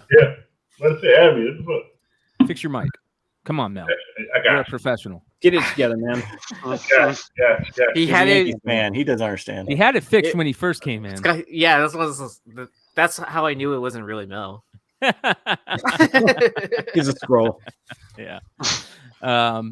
It'll be interesting, man. Taskmaster, to see how Taskmaster plays out. But the Winter Soldier part to me is bonkers. Mm-hmm. What do you guys think? Like, now that you guys brought up maybe that Winter Soldier might be, they could play him off as a Skrull or something. Having him in the Thunderbolts makes a little bit more sense. I mean, that was a pure tinfoil hat, but they have to have a character to carry a known character, an established character to carry the series. Nobody gave a fuck about Ghost, and she was amazing, by the way. Yeah. This dude, what the fuck is his name? Red Guardian. He's gonna be comic relief. Yeah, David Harbour. He's comic relief. Winter Soldier's gonna be obvious badass, and then his daughter's gonna be the obvious badass. Mm-hmm. They're gonna have a romantic relationship, and where that goes from there, who knows? But everybody was expecting Red Hulk, and we're not gonna get him. I think that's Do coming. we- I think we just haven't been showed or told. Yeah, about it. I think that there's characters that have not been named because there's probably things to happen still, you know? No, because you know what CGI costs? You got fucking She-Hulk, you got fucking Red Hulk, you got fucking Dominator shows coming, and you got fucking his son. That's too many goddamn Hulks. That's just expensive. You're not gonna get Red Hulk. Can we just acknowledge though the fact that like that Marvel's hanging a lot on actors that are, I mean, these are good proven actors. Well, You know I what love like David Florence Arbor's Pugh. a damn good actor. You know, Anthony Mackie's a damn good actor. Like they're hanging the next 5 to 10 years of the MCU on like they should. There's some good quality talent in there. But James, even the girl that played Ghost, like she's a damn good actress. Yeah, like she's a really good actress. James, you brought up a good point. How they're skipping like Sebastian years. Stan, holy shit! But you brought up a good point. How they're skipping years and They are skipping years. They're skipping like 7 or 8 years of Marvel. Well, they're not. I wouldn't even say they're skipping, but they're smushing them together. Right, and they're like David Harbour. He's gonna get old. Like you gotta. They're thinking about the next generation. Like this Kamala Khan. They've got him for 2 or 3 movies, and then they're gonna have to kill him off. He'll die in this one. Exactly. So grandfather role for him, like they did with Samuel L. Jackson's a grandfather role, right? He's allowed to be an older person because he's been around. So if they create that sort of thing with David Arbor, then they can keep him around for a long time. Yeah. But if you're specking on future Marvel products, you gotta think who are kids now. Where's the longevity? Right, I've been speaking about this book for a long time. It's going to be on my Eastern Elevation Fantasy 419. There is a young Wakandan girl. She's going to be the Shuri for the next whoever Black Panther is. I was saying this a long time ago. Like the Vision, right, is the perfect character because the Vision is a character that actor could be 15 years older. Yeah.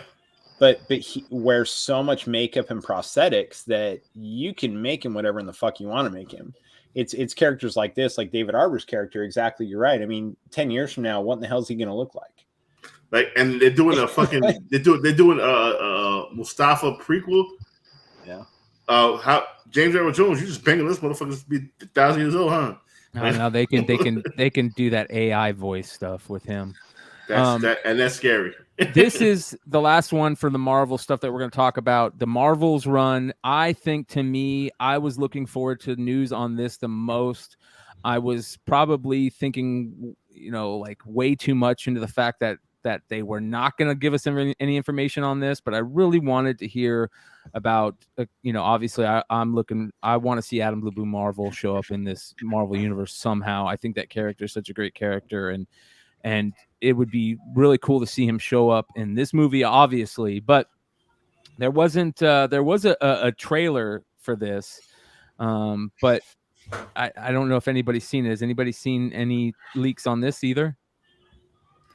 Okay. So here's supposedly in the footage, you see the powers of the trios interconnected. So they keep switching places with each other throughout the galaxy. They call themselves a team. And then Carol gets angry when Kamala Khan calls him a team. It's going to be interesting to see how Brie Larson plays in this role, in this movie. I mean, with all the backlash that she's gotten, is Marvel still 100% behind her? This is, to me, probably the most interesting movie to think about going forward. I think she's a fine actress. It's gonna, like you said, though, how much is Marvel gonna back her in her future in the MCU? Because this is their opportunity to write her off or keep her going, right? This is their grand opportunity. Right how the fuck off. So do you write her off or do you keep her going? Right how the fuck off. Yeah. Is this supposed to still be a musical too? Oh, if it's a musical, write the whole shit. I think it being a musical is a fucking joke on all of us fans. I don't think it's actually going to be. What about the Joker? That's a troll. Yeah, I think it's a troll by the MCU to be like, hey guys, like, Yeah. The Joker might be real because they're crazy enough to. I think that like I've always said, the Joker movie was not a Joker movie. It was a dark movie that they said, hey, we can say it's the Joker and everybody's going to come see it rather than just being an independent flick. It's funny. It's funny. I said to my boy, I was like, you call this shit anything else? You had to put Joker. That would have been a great movie. Just fuck it. And then if you make this shit a musical, then you just fucking yourself. Both counts, DC and Marvel. Nobody gives a fuck about musicals.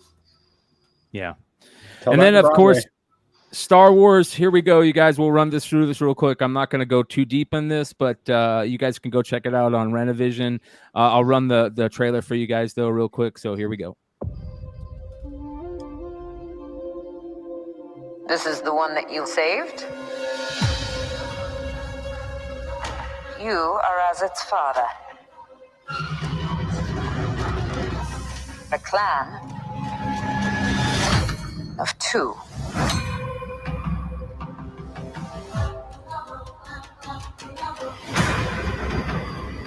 But you have removed your helmet. Then you are a Mandalorian no more.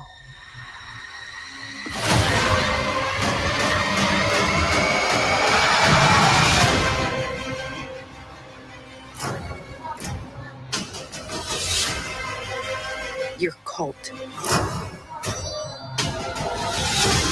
fractured our people. Where were you then?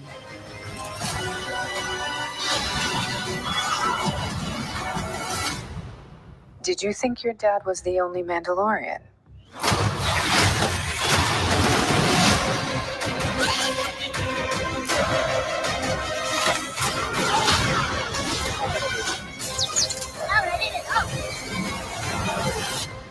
All right, kid. Hang on. You ready for an adventure?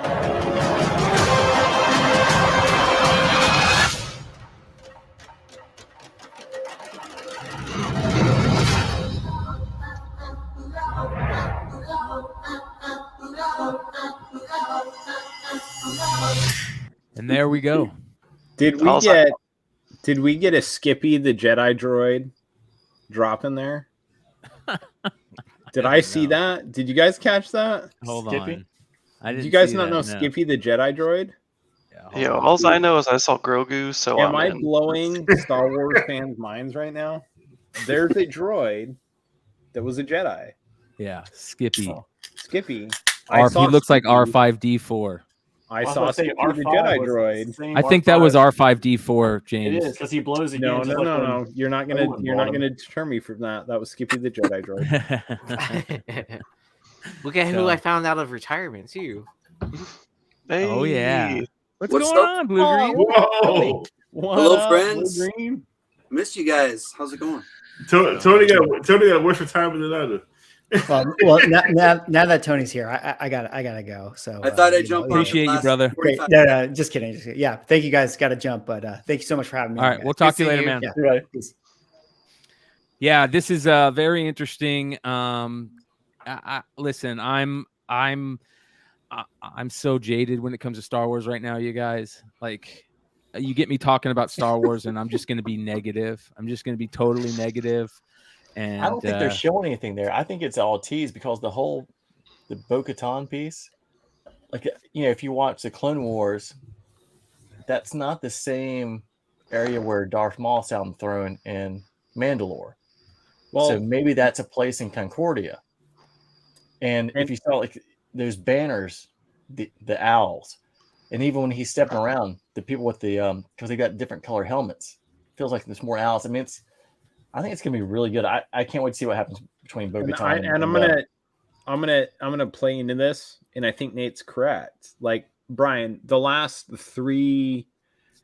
Okay, so season 1 of Mandalorian, you're probably stoked, right?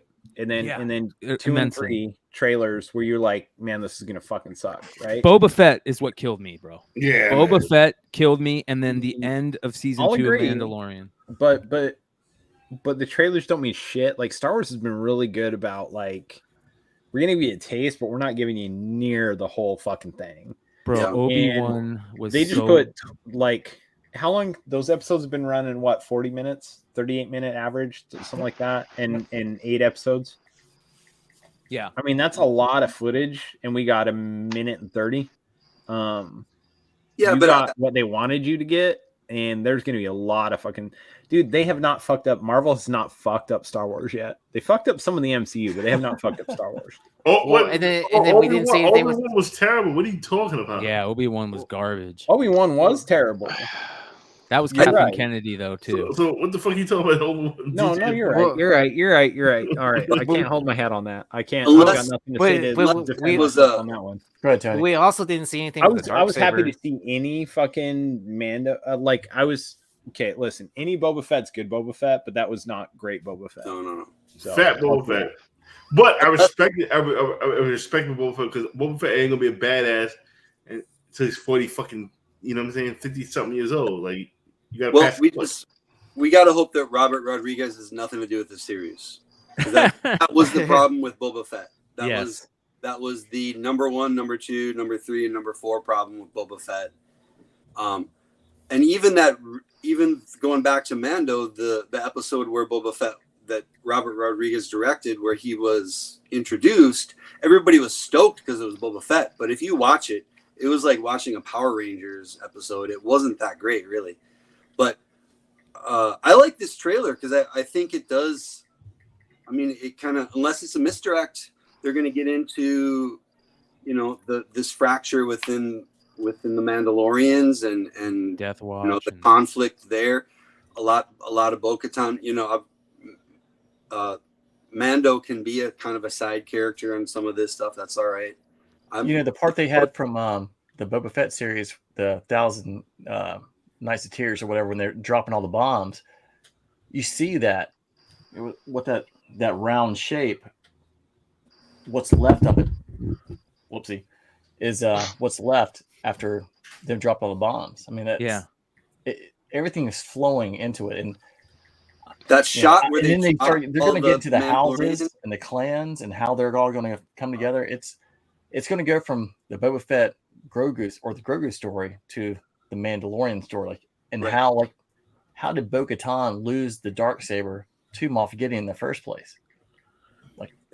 There's so many other storylines to this. If they do it right, they can really do it well. Yeah, I just can't wait to see more lore about the Darksaber. That's what I think I'm most excited about. And Paz Vizsla is going to be in there. I mean, because he's going to want it back for his clan, and then Mando, you're not a Mandalorian anymore, so he's got to go through the lakes in Mandalore if he actually wants to become Mandalorian again. But do you want to be this Mandalorian? Do you want to be a member of Death Watch? I'm good with all this, and I love all the Mandalorian lore. That's my favorite part. I'm really excited if that is the case, but I've got to me, there's no chance they pull off anything on Star Wars anymore. I'm just going in with low expectations. Yep. They also did confirm a season after this season already. Oh yeah, it's a cash cow, man. Fuck yeah. Speaking as a non-Star Wars fan, because I am not a fan of Star Wars at all, this shit is awesome. All the hardcore Star Wars guys seem to hate this stuff. I love this shit. I sit right in between, and I'm very happy. I hated Star Wars growing up. Hated it. Bad Star Wars is better than no Star Wars. Couldn't stand watching the movies or any of that stuff, and these Disney Plus shows like Mando and Boba Fett, they have me hooked. The one thing I will say is I always see the old school Star Wars guys talk about how big of a badass Boba Fett was. He had 3 minutes of movie time. It doesn't matter, bro. Snake Eyes ain't do shit his whole career, but Snake Eyes is badass. Yeah, he only had 3 minutes in a movie. I don't know how big of a badass he was. It's his lore. All you gotta be is quiet and wear a mask, and you're good. Han Solo's afraid of Boba Fett. That's a big deal. You know what I mean? I guess so. Boba Fett, where? Do you know how many half-price books I searched through to find the DVDs, to find the original theatrical cuts, in that box set? It took me forever, easily over 10 years, and I finally found one. So for you guys who didn't like Obi-Wan, did you not think the way that Obi-Wan and Anakin at the end of the lightsaber fight, like I thought that was incredible. The I thought that emotion ruined behind it. I Really? thought that the way that they fought at the end ruined all the cool stuff that they did with Vader. I thought it was so cheesy how Vader was like how all of a sudden Obi-Wan becomes super powerful and starts throwing all those fucking rocks at him, and Vader just keeps getting hit by it, like, and he's like taking pain from it and stuff. And this is Vader who just pulled down a fucking starship, you know what I mean? And like I just felt like it was the ending was so bad. And he just walks away from Vader. Like for me, when he sit there, he's like, "I'm sorry for all of it," and he's got the lightsaber and the blue. And you can see the light on him. And Anakin, you can see that torn up, and that's when he actually sees that's like his best friend. And you see like the red kind of glowing. He's like, "You didn't kill Anakin." I did. Yeah, I mean, my whole shit is like, old girl. Vader didn't kill old girl. Like, that's not Vader. Vader is ruthless, and he would have killed this bitch. Yeah, like, he would have But choked. he was ruthless during the series. Like he was. He wasn't not at ruthless. the end though. Yeah, he wasn't ruthless because he would have killed. He would have killed. Oh wait, you just hit mute there, Mel. He pulled out his mic. Yankees fan. Yankees fan. He's editing himself. Hey, go into the settings again, Mel, on your thing and put your mic in. Because when you pull it out, it changes it. I did like that imagery where Obi had the where it looks like that Raza cover, right? Like yeah. So I enjoyed the show for what it was. The writing for that show was freaking terrible, though. Like it was like what this. Yeah, chase this little girl around. Man, Reva was terrible. Well, it's not even that. No. Reva wasn't terrible. It's just she was Leia, garbage. No, Leia was terrible. Chase this little girl around. Leia was great. Get out of she here. fucking wasn't. I remember when 9 came on here, and I said before, like, I think he and I were on the same page. Like, I don't think about it. Like, I literally just go in. I'm just like a kid. I'm just like, just watch it. I'm like, man. No, first of all, I'm not babysitting this little brat. I'm calling her fat. Like, yo, Boba, come get this little broad. Like, put her ass on ice. Yeah. Like, wait, like, where was Boba? Like, yo, call a bounty hunter. Why you calling me? I'm working. I'm at work. I'm working tonight. This is a great. This is a great comment. Lord of Brooklyn says the most clutch Jedi of all time. Obi-Wan became incompetent coward in less than 10 years. Exactly. Yeah. Like, yo, son, I'm at work. I'm cutting meat. Like, why you call Boba, man? Like, call IG-88. Get the fuck out of leave me alone. There is one thing that I'm a little excited about with Star Wars, and that is this Andor. Let's watch this. This looks great. Here we go. Spies. Saboteurs. Assassins. We've all done terrible things on behalf of the rebellion. Cassian Andor. Don't matter what you tell me or tell yourself. You'll ultimately die fighting these bastards. Wouldn't you rather give it all at once to something real? We've chosen a side. We're fighting against the dark. There is an organized rebel effort. Drill down and get a hunt started. You realize what you set in motion? People will suffer. Time has come to force their hand. At what cost? Everything! Every day we wait, they get stronger. Let's take them by surprise. For the greater good, call it what you will. Let's call it war. People are standing up. They're afraid. Right now, they're afraid. Let's go! Star Wars Andor, 3-episode premiere, streaming September 21st. That's awesome that it's 3 episodes. All right, excuse me while I go find my Rogue One books. So. Brian. Brian. 12 total? I've got a suggestion for you. And you're gonna love the shit out of this. Oh man. Ready? Uh-huh. I have to fly back to Utah. I have to do some business with my tattoo shop. and I have to do it after Vegas because Jonathan's picking up some books in Vegas.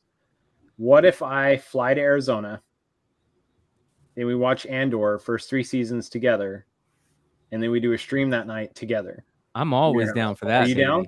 That's awesome. Yeah, man. All right. I'm Hey, planning by my the trip way, around Andor. by the way, ladies and gentlemen, Baltimore's coming up too. So Baltimore's going to be fun. I know Mel Ryan's my guest of honor. Yeah, I'm lucky enough to go hang out with the Hive crew in Baltimore, and I'm looking forward to it, man. So I'm gonna start. I was asked about it today in the Whatnot sale, so I'm gonna start looking at flights tonight after the show, James. So I'll update you on everything. Next year, when it goes back to this fucking regular date where it's fucking supposed to be, I'm there. So Mel, you're not going this year? Baltimore now. Okay. Is that before or after? Are you and going? why? Is it after and why? I need to find out if I'm still working or not because Nate, are you going? Yeah, actually, that was the whole thing because I went to grad school up there, so I was just kind of waiting to see who was going because I haven't been up there in a while. I'd love to Nate, go. I'll buy your I've got a sweet deal for you. Hit me up. I'll buy your pass, but you got to go to the okay. You got to go to the Diamond Retail. Yeah, And you whatever got you need to me pick up. You got to pick Yeah. up comics for me. Yeah, whatever you need me to do. Okay, I got you. So that was Andor looks good. There was a bunch of other ones. They talked about Ahsoka, Tales of the Jedi, which is basically about Ahsoka. Bad Batch. They showed some other things. I'm not going to show those. What I am going to talk about real quick is this Skeleton Crew. It's our first talk official about High Republic era stuff. Jude Law, new series directed by Spider-Man's John Watts. It's going to be set in the era of High Republic, and sounds pretty interesting. What do you guys think, all you High Republic fans out there? I'm fucking excited. Is it Marvel or Adventures? Skywalkers and let's try something new. That's why Andor's so great. They're going that way, and it makes me so fucking happy that they're going that way. Yeah, like let's get away from the Skywalkers. Is that name There's Skeleton a whole Crew fucking pulled from the universe of comic? shit. Like, I don't know about the Skeleton Crew. Was it in the comics? No, I don't remember that name. Was it? Yeah, and I want to know is it Adventures or is it Marvel? Like which one? I think it could be a blend of both. I mean, I would probably tend more of Marvel since it's Disney, but Disney and everything. So I got a feeling they'll I probably just blend a wonder. little bit. I mean, there aren't years and years of books for that. I wonder if somebody picked it up and just made an original story. You know, Could be true. Could be. No, it's Which, I think at this point it's fair. Like, wherever you get the best story, the best movie, where we get the best out of. Right. That's fine though. Like an original story out of the Star Wars universe is a totally fine prospect. Yeah, I mean the books are great. Like the novels are fantastic. So if they kind of go something along those lines, or I know people went on like and they can. Like the adventures more on the High Republic. Yeah, I mean they're both fine, but I think if you went more around where the novels and the story are, I think you get a lot better. I'm not going to be happy until we get a Darth Vader 3. Karen ain't gonna follow. What? Karen ain't gonna follow? No. What's her name? Yeah. The Indiana Jones of fucking piracy. Afra. Yeah. Oh, Afra. I'm not gonna be happy till we get an Afra series. Yeah. No. I know. McClay, you talked about that Darth Vader book, that Del Mundo yesterday. Yep. Yeah, I know we're gonna get first one. appearance of Kirak and Fala. Right. That from the motherfucker. 2017 run. That motherfucker needs to, because he gave Vader hell. Vader did some cheating shit to fucking break his neck, and I was on that book early. I bought not a stack, but I bought a few, and I sold one to Furberg Nerd. He got a 9.8. But Del Mundo, that book is number 2, first appearance, last page, and number 3, full appearance, whatever the fuck that means. But there's some MCU spec that's fucking in everybody's face. There's some Star Wars spec that, like, if you don't know, you don't fucking know. But holy shit, is that shit instrumental? You don't know Afra's history. You don't understand how instrumental she is to the shit that we already know. Like, if you just watch the Star Wars cinematic, you don't understand how instrumental she was and all that. If we don't get Dirge, characters like that. Hold on, if we don't get Dirge in Mandalorian, yeah. Dirge hates Mandalorians. No, we're not going to get it in Mandalorian. We're going to get Dirge and Ventress in Obi-Wan season 2. Yeah, Ventress. Ventress. Okay. Yeah. And you know, we were talking about, I think, Brian, when you and Joe and Aaron, like you guys were talking about figures starting to line up, different ones. I think there's one that slept on when it gets into the San Diego Comic-Con, Afra, BT, like the 2 murder droids, that SDCC. That If shit's you expensive. watch the auction, you can probably pick that up for around $80. Really? Buy it now, it's probably around 100. Now? Yeah, those are ones to really keep an eye on. Oh, come on, man. And if you haven't read Afra, you wouldn't realize how big of a fucking deal they were. Ventress is dead by when? There's backstory no, that they could play. They don't have to go at that same time period. They can show backstory. They can, have what's his name be alive. They can have Obi-Wan. They can have what's his name be alive. What's his name that we thought was going to be in it? Your favorite guy, Solo. Star Wars 17. The Jedi, the Dark Jedi guy that fell in love with Ventress.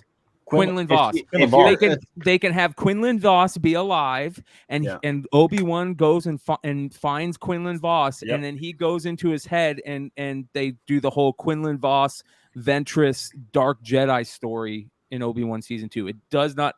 Time is there is when people say, "Oh, this person is not alive at that time." In movies, there is no fucking time. They can go like R. Singh. She's going to show up at some point. No question. Doesn't matter. The Star Wars universe is such a broad fucking. It literally is light years, it's galaxies, and like all the shit.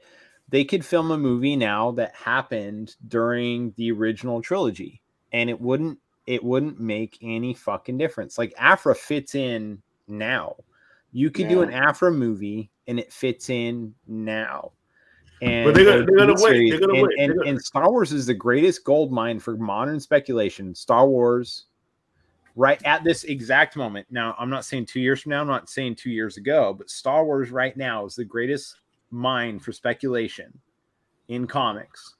When you talk to cinematic value, because we already knew. Like, how many of you guys didn't know that the new Avengers was going to be a thing? You know what I mean? It like how many of you guys did? But there's 15 characters right now that fit in with Star Wars is to like could come within the next 2 fucking years. You know, that are big players. But when you read the comics, like Poe Dameron's parents showed up, and they were part of, the original trilogy. Yeah. In the comics. It leads into Poe. But if they ever do anything with Poe, Poe was done. His parents could always not be done. part Poe's of done the for story. now. Yeah, Poe's done for now. Yeah, but Poe's his parents not can done. always come in if they actually do anything. Well, that whole post trilogy shit. They're trying to forget about that. It was so bad. No, I'm just saying that you could actually do anything in they between though? that. If you want to do like how Boba Fett got Han to Jabba's palace, Cass Dameron is in that universe. Right. We could do They that. just showed that they're willing. They just showed. Those are the ones They just showed they're willing to those are go the back ones 20 Spec on, fucking especially his years mom. to revive a character. 20 to 30 years to revive a character. There is no Star Wars spec that is out of fucking range right now. None. That new shit. They try to dead that. That shit doesn't exist anymore. For now. That's gonna be. This has been a quiet For like now. that. I don't know. Like that crackhead cousin you got. They just keep quiet. That's that new Star Wars.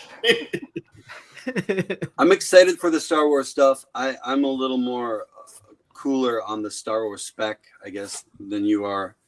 I mean, we might see these characters show up, but people are already speculating on these characters. These book prices are already high. Yep. They're not all going to get their own show. Cad Bane has probably seen its peak. I mean, we might see him show up in another thing, but his book already hit. The incentive hit for $1,500. So, but that's the thing. Disney, they're shitting on speculators when they should be catering to speculators. Because, like I said, any great show, any great movie was speculator rich. You feel what I'm saying? Like that fucking Iron Man when fucking put the glove on and then it was speculator rich. all that. Yeah, all it's that. because we didn't have a ton of movies though back then. That's what I'm saying. That's what I'm saying.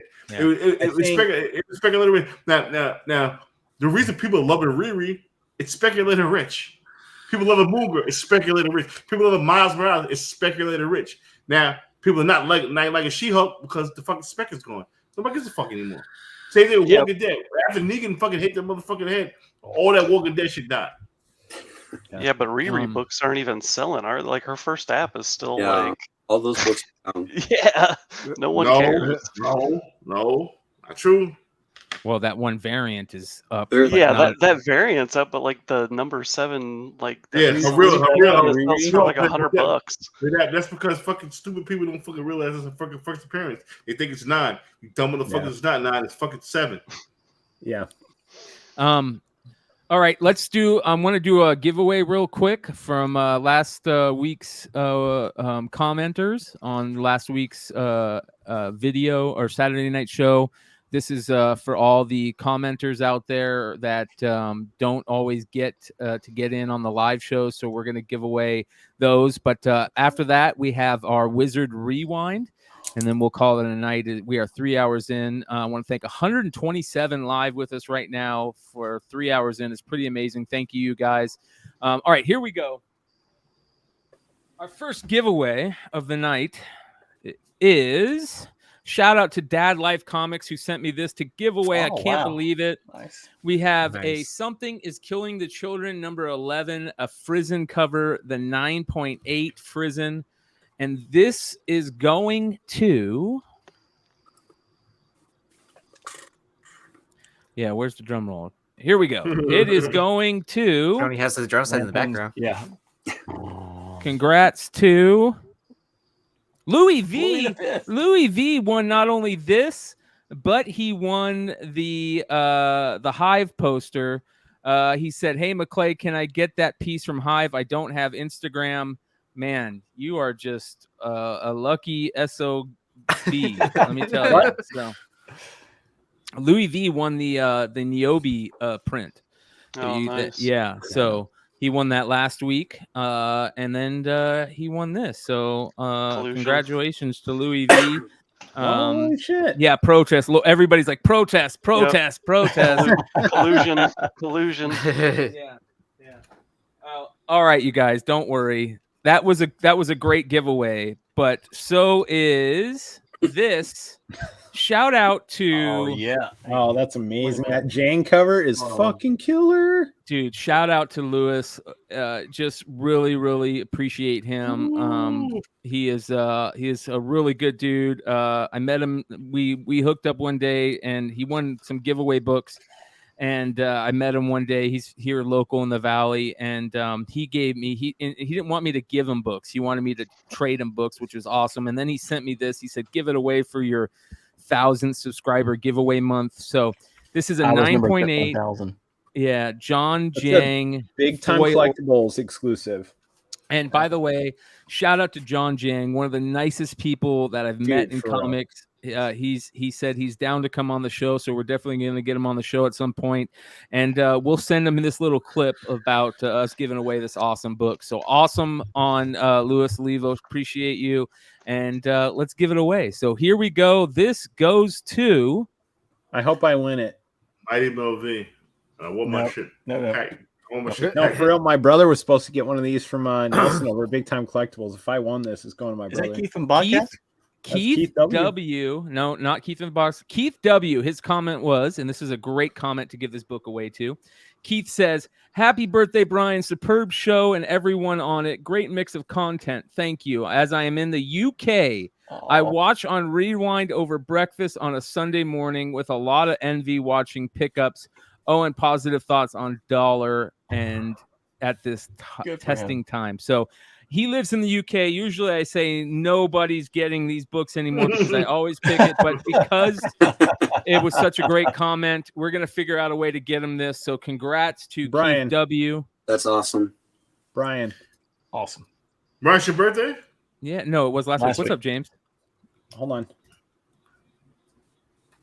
Did I say happy birthday? Happy birthday. Hold on, I'm working on something. There you go. All right. That's for your shipping. Oh my God! Look at that. That's what I'm talking about. James from Hive. And listen, I appreciate everybody out there that supports this channel. It's amazing when you guys do it with super chats because it helps for reasons like this.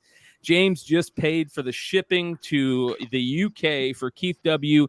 Hey, Keith, hopefully you're watching this. Make sure to hit me up on IG.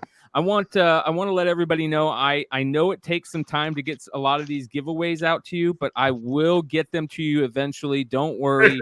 Brian behind the motherfucker. Exactly. I mean, you guys, if I'm not creating content, I'm enjoying cannabis. So the giveaways will get to you, but much love to everybody on this channel that not only supports us, but watches, comes on, and enjoys watching it, and enjoys creating the content with us. This is the type of stuff that I love. Love this community. Love everything about it. Appreciate you guys. All right, here we go. We have... How do you want to do Chunks? Chunks, we already gave it away, didn't we? Did I win my Chunks? Did I win it? Not yet. No. We gave him. What was that? Away his. You gave away the Werewolf by Night. Oh, we gave away Werewolf by Night. Yeah. Yeah, so yeah. Everybody in the live chat, just continue to participating in chat. Yeah, right? continue participating in live chat. That's let me see. Do I have that up still? Let me just make sure. Yeah, I got it up still. So continue participating in live chat. All right. So real quick, before we get towards the end of the show, I like to do a new segment here called Wizard Rewind, and we do this. There we go. What's going on here? All right, hold on. Let me find. How do I pop this guy out? Yo, Tony, where you been, man? You good, man? Everything happy? You happy? You good? Yeah, no, it's all good. I think we're, you know how it is when you need to take a little break. Yeah, I'm taking a break now, and I hate, I hate comic speculation. I hate where the shit is going right now.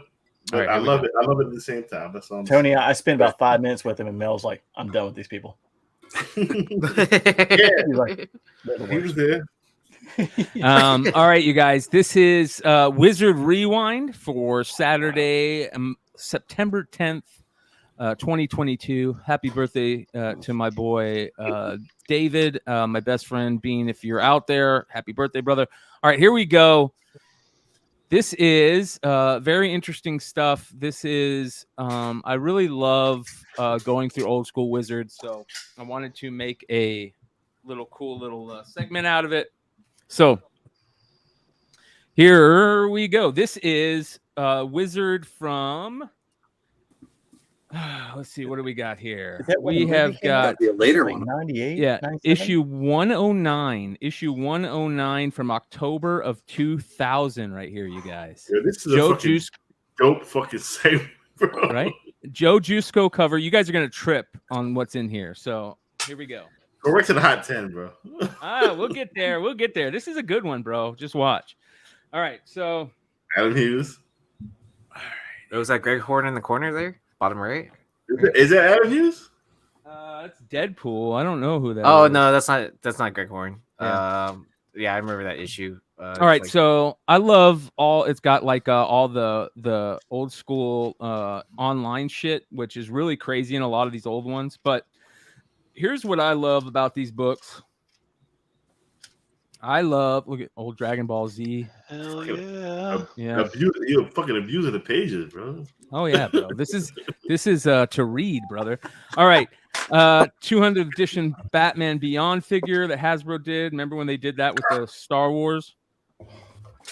This was such a cool little series back in the day. I love the Witchblade art and series, and this is I just threw that book in the garbage. Yeah. Here we go. This is the cool stuff too, you guys. I love the old art. And if you guys remember, I wanted to know like if any of you guys got anything in old Wizards so we could find them. Nobody big here, which is interesting, but some cool old school art. Let me put this back up here. All right, this is the cool part. We were talking about this not too long ago. McFarlane loses $24 million judgment in Tony Twist defamation case. The old hockey player? Yes. Yep. Yes. Tony Twist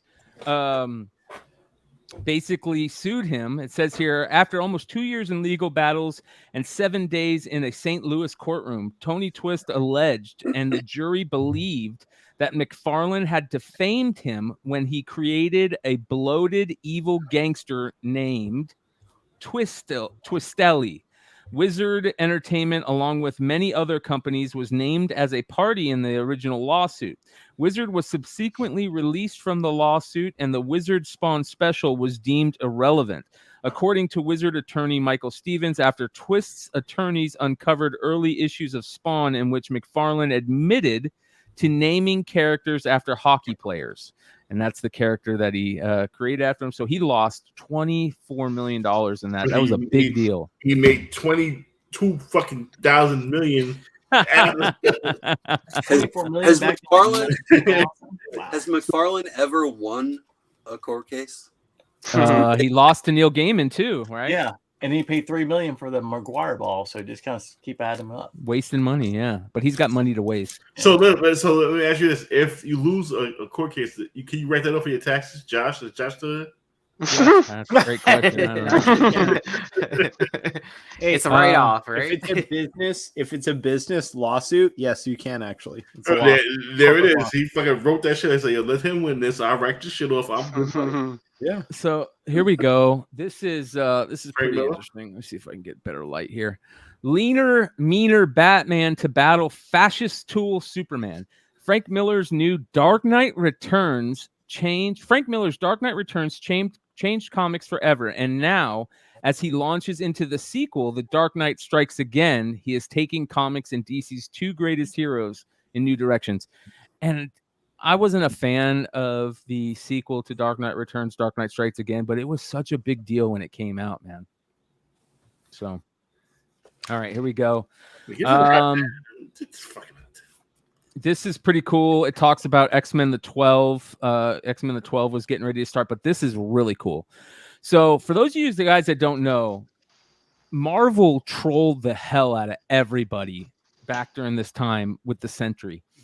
They literally told everybody that the Sentry was a character that Jack Kirby had originally thought up, him and Stan Lee originally thought up, and they put it in an old desk drawer and forgot about it, and Marvel found it in the year 2000 and decided to write about it. And this is when they were still keeping the lie going. So it says here, let me fix my mic here. 1 second. All right, so it says here, Marvel's making the most of the Sentry. After spending almost 40 years in limbo, Marvel's first superhero is finding plenty of work at 387 Ave South. In addition to his current Marvel Knights miniseries, the Sentry will also star in an upcoming 5th week event.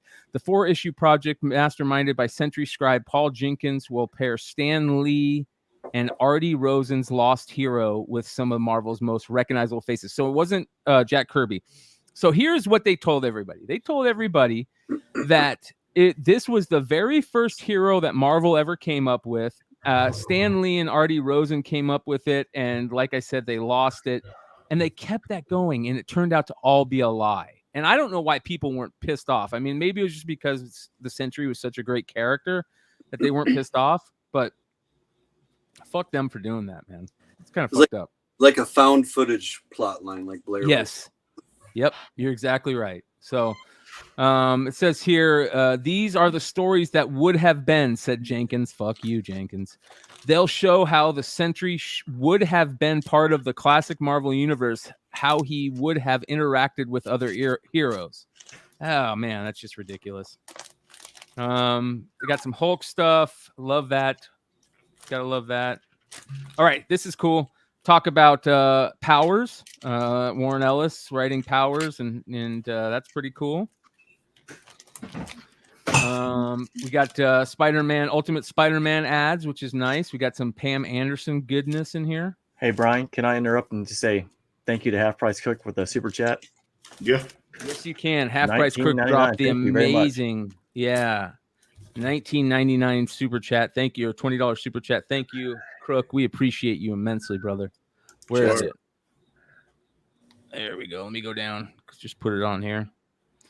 Man, that is awesome. Crook, an OG, man. Thank you, brother. We appreciate the hell out of you. For real, Yeah. OG. Yep.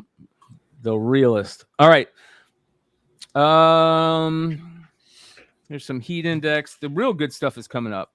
This right here is talking about, I've talked to you guys before about how good Hitman is, the series Hitman. It was the boys before the boys. Like, to me, this is the Butcher before the Butcher. He had a fucking comic with Superman, one of the best reads. Amen. Yes. Amen. You Man. know, I'm surprised you knew what I'm talking about. Not surprised, but I'm happy. It's the final issue of Hitman, if I remember correctly. Great and Hitman fucking, yeah. and Superman sit up on a building and they talk to each other while over beer. Yes. You know what I mean? Great fucking read. One Great of the best. Read. Along came a Spider-Man. Director Sam Raimi tabs Tobey Maguire to star in Spider-Man film. Ooh, speculation. Yeah. Go pick up those books. Yeah. Stars sign in for sequel for X-Men. So there you guys go. Pedophile. Oh my God. Details. Old school. Here we go. Now, this is interesting. Check this out. What it's worth. Daily pricing is coming to the web at wizardworld.com. Okay. I guess that fell through. This is back when online was very first getting into it. So, pretty cool. They talk about all that stuff.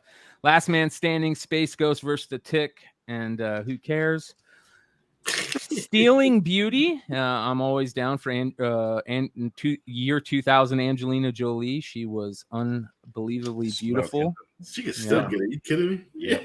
Marvel Boys. Grant Morrison tackles the Fantastic Four. Kevin Smith returns, and Garth Ennis writes. Well, we can't tell you everything about Marvel Knights Year 3. It's pretty cool.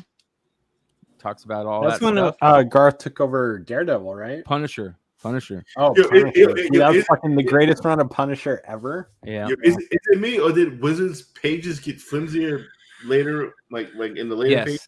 You're right. You're right. Comic Shop of the Stars. LA's Golden Apple caters to A-list celebrity comic fans such as Nick Cage, Bridget Fonda, and Samuel L. Jackson. Look at Golden Apple. Yeah. Golden Apple. So here it talks about check It's still please up on their wall. Hollywood stars, unlike us, have mad money, but you never know. These Golden Apple customers might buy the same stuff you do, right? Bridget Fonda. So what does she buy? She's a serious reader, says Leibowitz. She's interested in cutting edge, literate projects like Moonshadow, Vertigo titles, and anything by Frank Miller. So that's kind of cool. Is this the same Golden Apple that's Variant Horse right now? Yeah. Mark Hamill, he goes in and he buys a lot of Golden Age. So that's kind of cool. And he's a Simpsons fan. Robin Williams. Robin Williams was a Flaming Carrot buyer, a Jimbo buyer, and a lot of self-produced zines. He's also into Morbius. And that makes sense for Robin Williams, right? Cool. Nick Cage, he loves Superman and Frank Miller. So there you go. Matt Groening, the Simpsons creator, he's amazingly supportive of the undergrounds and alternates. He'll buy one of each just to support them all. That's cool as hell. Sense. That was about the time that Nick Cage was being talked about for Superman, wasn't it? Yes. Yep. Yeah. John Singleton, the director of Boys in the Hood and Shaft, says Leibowitz says he loves Spider-Man and Black Panther. He's a straight mainstream Marvel guy. Harlan Ellison, the famous science fiction author, says he's into rare first edition books and original art and Teenage Mutant Ninja Turtles toys. It's pretty interesting. Here we go. Samuel L. Jackson. Leibowitz says Jackson likes the extreme comics, Stray Bullets, Poison Elves, and Brother Man. Yes. Stray Bullets was dope. Stray Bullets was dope as shit. I got a whole run of Stray Bullets, man. All right, Seth Green. This is back when he was on Buffy. Quote, "It's my mission to buy the toy magazines, especially Toy Fair," Green says. I think we know that now. Dude, tell me that doesn't make absolute sense. Yeah. quote, I guess this is kind of self-serving for you, huh? But I got to see what cool new action figures came out. So yeah, that's pretty cool. Nice. Look at Sith this. happens. That's awesome. the I love it. Druzan variant cover for. Don't you fucking dare say first Darth Maul. It's not. No, it's not the Sons of not Dathomir. It's for- the other series, right? So that's not. No, wait a minute here. As a retailer, that's not a photo variant. No, this is No, art. That's Jan this is Duursema. Jan Wait, Duursema. Is the most famous movie poster Jan artist Duursema. of all time, and he's Drew done. Struzan. Yeah. Struzan. He's done like a dozen comic covers, but he did a variant cover for every issue of this series. Yeah. That's awesome. Also it was available are variant photo covers. So this is the first Darth Maul series. Yeah. Mission Impossible. Marvel taps Brian Michael Bendis to make Spider-Man cool again as part of its new Ultimate line. Remember how big Ultimate Spider-Man was? It was such a big series, and that first issue was so expensive, that white variant. That's a great book to pick up now. So it's cheap. Yeah. They talk about Ultimate. This is really cool right here, you guys. So they paid for somebody to go to Joe Kubert's School of Cartooning and Graphic Arts, and they took all of so Joe Kubert would write in all the art that the dude sent in and tell him what was wrong with it. And it's really cool to go through this and see what he told them, and it's just fascinating. So this is one of the best things about going through old Wizards, this type of stuff. So you can see he wrote red pen over everything to tell him, like, hey, you should do this, and this is why, and he writes it. This sucks. Yeah. This sucks. Here we This is go. okay. Totally tubular X-Men Evolution cartoon. Here we go. 2000 fall TV preview. Batman Beyond beats down cancellation rumors and faces future JLA in third season. That's pretty cool. Buffy the Vampire Slayer, Dragon Ball Z. It says here, Sean Schemmel, Stephanie Nadoni, Christopher Sabat, Sonny Strait, and Tiffany Vollmer are major players. They're all the people doing the voices. Time slot to be announced on Cartoon Network. Check out DragonBallZ.com for the official times. So it was before it ever came on, but this right here is crazy. Look at this. Family Guy. Time slot to be announced on Fox. Premiere is to be determined. Premise. The Griffins are not the average Rhode Island family. The dog talks, the baby is out to conquer the world, and the father makes Homer Simpson look like a genius. First Family Guy? Maybe first Family Guy right here. Where's Topher when you need him? Fuck that. No. Could be. How about Powerpuff Girls?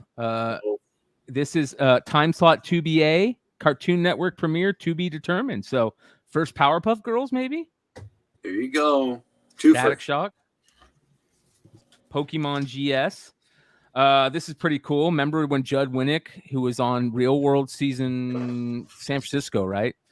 He was best friends with Pedro, the guy who died, and that's how he got his start in comics. He wrote a comic about Pedro, and this is it. And this is announcing that he just got his first real writing gig to write Green Lantern. So Judd Winnick is a big comics creator. So pretty cool. Famous fans. Talks about a bunch of comic fans. Ben Affleck, Cage, Claire Danes, Matt Damon, all comics fans. Stephen King, Vin Diesel, Janine Garofalo, Conan O'Brien. It says what they're into. The Wachowski brothers, back when they were brothers. Quentin Tarantino, Howard Stern, Shaquille O'Neal, Freddie Prinze, Jerry Seinfeld, all comic fans. Johnny Depp, Drew Carey. I mean, just got tons of them. That's cool. Casting call for Garth Ennis as the Punisher. They got Leonardo DiCaprio as Spacker Dave. Really? Yeah. So that could have been good. Yeah. All right, here we go. Into the fun stuff. Look at this. Episode 2 trailer. It may not be the real deal, but whoever put this mock trailer together did a good job raising some excitement over the movie. So back when they didn't know what the movie was going to look I like. thought that was Justin Timberlake for a second there. Yeah, right. Video game stuff, which is cool. Here's the one half. I love the one half. This was for Gear Station. Never got into Gear Station. But, toys. Gotta love the toy stuff. All right. We're getting there. We're getting there. Here we manga in libraries. That's kind of cool. All right, here's the picks. Buffy the Vampire Slayer. Okay, remember last episode we looked the On the Edge one, and it was Crack Baby, and Jonathan found the only copy on eBay and bought it, and I wish I would have bought it, so I'm jealous of Jonathan. But this episode, the On the Edge, is Bad Moon Rising. The title character of Blind Wolf's Patrick the Wolf Boy, #1, does everything you'd expect a normal little fellow to do. He plays ball with his old man, cracks open the books in school, and barks at the moon. Patrick, as the title probably gave away, is a werewolf. Raw squirrels are his favorite snack. No word yet on whether he'll see fit to tear his obnoxious classmates limb from limb. So that's the On the Edge book. There's a really cool Buffy. All right, Powers, book of the month. First look at Powers. Pump it up. How about this? Sky's the limit. Wizard spotlights the 7 books with a perfect 10 CGC grade. So at this point, only 7 books had perfect 10 so far. Wow. Spawn #1, they gave it an estimated value back in $2,000. A 10.0 of Spawn #1, $450. Spawn #5 was the other one, $300. How about a Wolverine #1, 10.0 for $650? Oh wow. Wow. But that's not the craziest one in my opinion. The crazier one is Venom variant black cover. Wizard guide value $150. Estimated CGC 10.0 value $2,000. How much do you think that would sell for nowadays? Easily 5, right? 10. Right? It got to be 10. Do you think I would think 1,000 a point. Well, okay, yeah. I would. Maybe I not. would think 10 to 20 with the right buyer. Yeah. Well, right. It also depends on where you drop it to, like what Comic Link or Heritage or something like that. Whatnot. Yeah. No. $200. Whatever Wizard predicted, then that's the price for Whatnot. Comics by the numbers. $74,350 paid at a Sotheby's auction for a CGC 3.0 copy of Action Comics #1. Jesus. Wow. Yeah.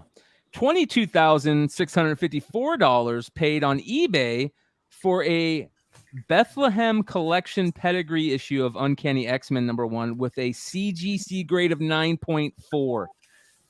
You know how long eBay had been around at that point? A year? 3 years. But I mean, like, it started in 97, but it didn't really take off until basically 99. Yeah. All right, here's the Hot 10. Punisher #1 by Garth Ennis. Of course, we already talked about that. Batgirl #2. I remember this cover. Oh, Batgirl #2. Fix the glare, man. Oh, sorry, brother.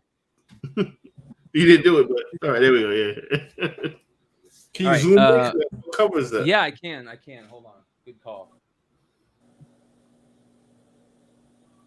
A lot of X-Men. Yeah, exactly. All right, here we go. Man, Punisher. Punisher #1 is #1. #2 is Batgirl #2. Great cover. The old school Please Help Me Not to Die. This is when Batgirl first came out. It was such a cool series. Fucking Ben Ash rolling around in his grave right now. 3, 100 Bullets #1. Great book. Or 4, Powerpuff Girls #1. That was on our list before. Yep. #5, X-Men 100. #6, Vampy preview. I think that might be early Amanda Connor, if I'm not. Was that a variant? No, I don't think so. I was muted. The fact that 100 Bullets is not 7 seasons into a TV series, I agree. Right. is a fucking travesty. I agree. Can All you right, think number of 7. anything more prime? Number a 7 fucking is TV Captain series? Marvel. Number 2, the what's his name's run? Janice Vell. Yeah. Hey, chat Cave, Batman. there's 6 Spawn 10s currently on the There we go. census. Look at my dad in there. My dad says That Power Pack Girl in a 9.8 is a $400 book now. because he sees me pointing. Look at my man Wayne in the building. I'll get in trouble if I talk about Powerpuff Girls anymore. Why? No, I'm just joking. Because like Batman excuse me, Dark shit Victory for putting on a dealer flips. I think. Oh yeah, did Nico yell at you? No. Nico didn't. Lucas Did like Nico gave me hurt shit. you? You want to talk about it? I've got a hotline. Yeah. Marvel Boy number 1 is number 9, and Red Star number 1 is number 10. I got none of this shit. All right, now we get into the fun part. That was the fun part. No. No. The fun part is looking up prices. I don't want to see it. All right, give me a book to look up. The mutes number Hulk 181. Yeah, Hulk 181. No, 180. 180. 180. Yeah. All right. 180. Yeah, good call. $12. Yeah. Bob, $12. All right, Incredible Hulk number 180 right here. Here we go. $600 for 181. No. 180. 180 is how much? And 180 is 100. That's way more I thought it'd be. Yeah, exactly. No. But that's. Come on now. But it goes. So it goes 20 years from now. 20 years from now, X-Men we're gonna be 12. like, holy fuck. Uncanny X-Men 12. Uncanny 12. Making me go all the way to the back. True Romance, one of the greatest movies ever made. Yes, I must say, Uncanny 12 is $50. Okay, Uncanny 12. Uncanny 12 is first what? Half price Juggernaut. crook. I think this is 98, right? 99. $350. What is that? First Juggernaut. Brian. First Doom. What's first Doom? Brian, this Yeah. is a great game. They're a lot Hold more on. I thought they'd Hold on be. now. Hold on now. Look of like Avengers 1. Look a big key. And we all just give us half a second to guess. All right. Okay. So So Avengers- don't show it on I got screen. one. Hold on. I got one. Okay, what's the book? Star Wars 42. That's first Boba, right? First Boba Fett. Okay. 150. Guess. $20. I'm gonna guess 18. $8. 25. Higher, Bob. Yeah, 150. Ready? I'm gonna. Go. It's the I'm going 90s. It's the 90s. It's not even listed. Oh. 39 to 44. The Empire backs storyline, $12 for each one. I got closest. I'm about to say Tony. I What think do I win? Did you go over though? Nope, I was 8. Oh, nice. What were you at? $8. you were 15, right? I was at 18, so yeah, you beat me. Wait, I did 25. Okay, has anybody got one in the chat? Is there any good ones in the chat? Incredible Give us Hulk the book. 340. First, How about Giant Size number 1? oh, Incredible There you Hulk go, that's a good one. 340, $26. wait, what for what? And on the rise. That's the McFarlane cover. The 340 Go giant size. Go giant size, and let's all get another guess in there. Don't show it. Giant. That'll probably be under X-Men, right? Mm-hmm. Yeah. Gotta be.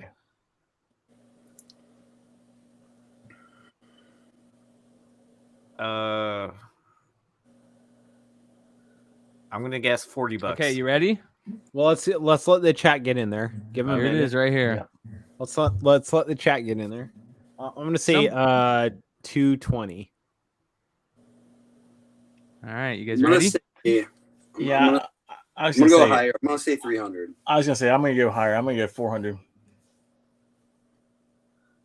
560. Not bad. Not bad.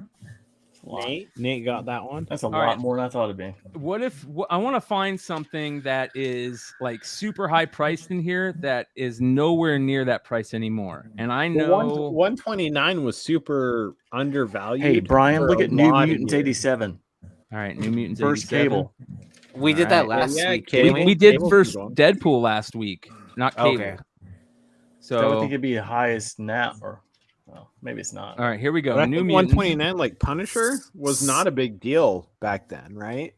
I'm gonna guess 75. New Mutants. Cable? Yeah, I was gonna go like, all right, I'll 60. go 100. I'll go 60. $16. Oh boy, How much do you think 98 is? 25. 5. $7. Yes. No. Jesus. $7. 7. By the way, I don't know if you guys know about this book. This is a great book right here, Wildcats #2, the foil edition. Yeah. Awesome book right here. I think it's also, is this first appearance of Mr. Majestic also? I can't remember. I think it might be. Mr. Majestic is such a great character. Did that one actually have like the? Remember the Image coupons? It might Did have. cut? Did #2 have the coupon? It might have. I can't remember. I have a bunch. I'll go. Yeah, look they're in a beautiful second. covers. I mean, Yeah. Yeah. All right. How about, let's see here. Let's go with, let me find something that's crazy. Oh, first Sabretooth. Let's go look at the first Sabretooth. We had oh man, 18. man. All right, here we go. 18. The first Sabretooth is going to be 70, $100 easy. 18. No. okay. 60. Ready? I'm gonna say 75. 75. All right. All right, here we go. First Sabretooth is Easy. 60. $125. No, Overpriced back then. Yeah. X-Men was coming out, I guess, around this time, right? Nah, The movie? you gotta remember at this time, yo, it was motherfucking, it was street vendors on the street, fucking selling books, crazy.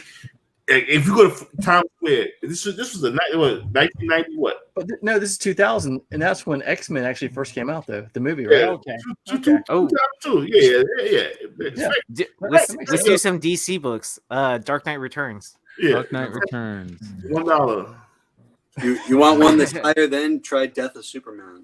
40. Do that one too. Oh, Jesus. 40 Don't do that. bucks. Yeah, I'm having to go soon. My wife's gonna Teach these. Find a good gold DC Death book, Brian. the lesson. That's what I'm trying to find. Dark Knight Returns. No, Probably just have it under any good DC book. Batman, maybe. It's probably Hawkman under 4. Batman. Brave and the Bold. Okay, how about the first appearance of the Justice League? How much do you think it is? $250. $900 bucks. What? 1,200. 700. Hold on. 1,100.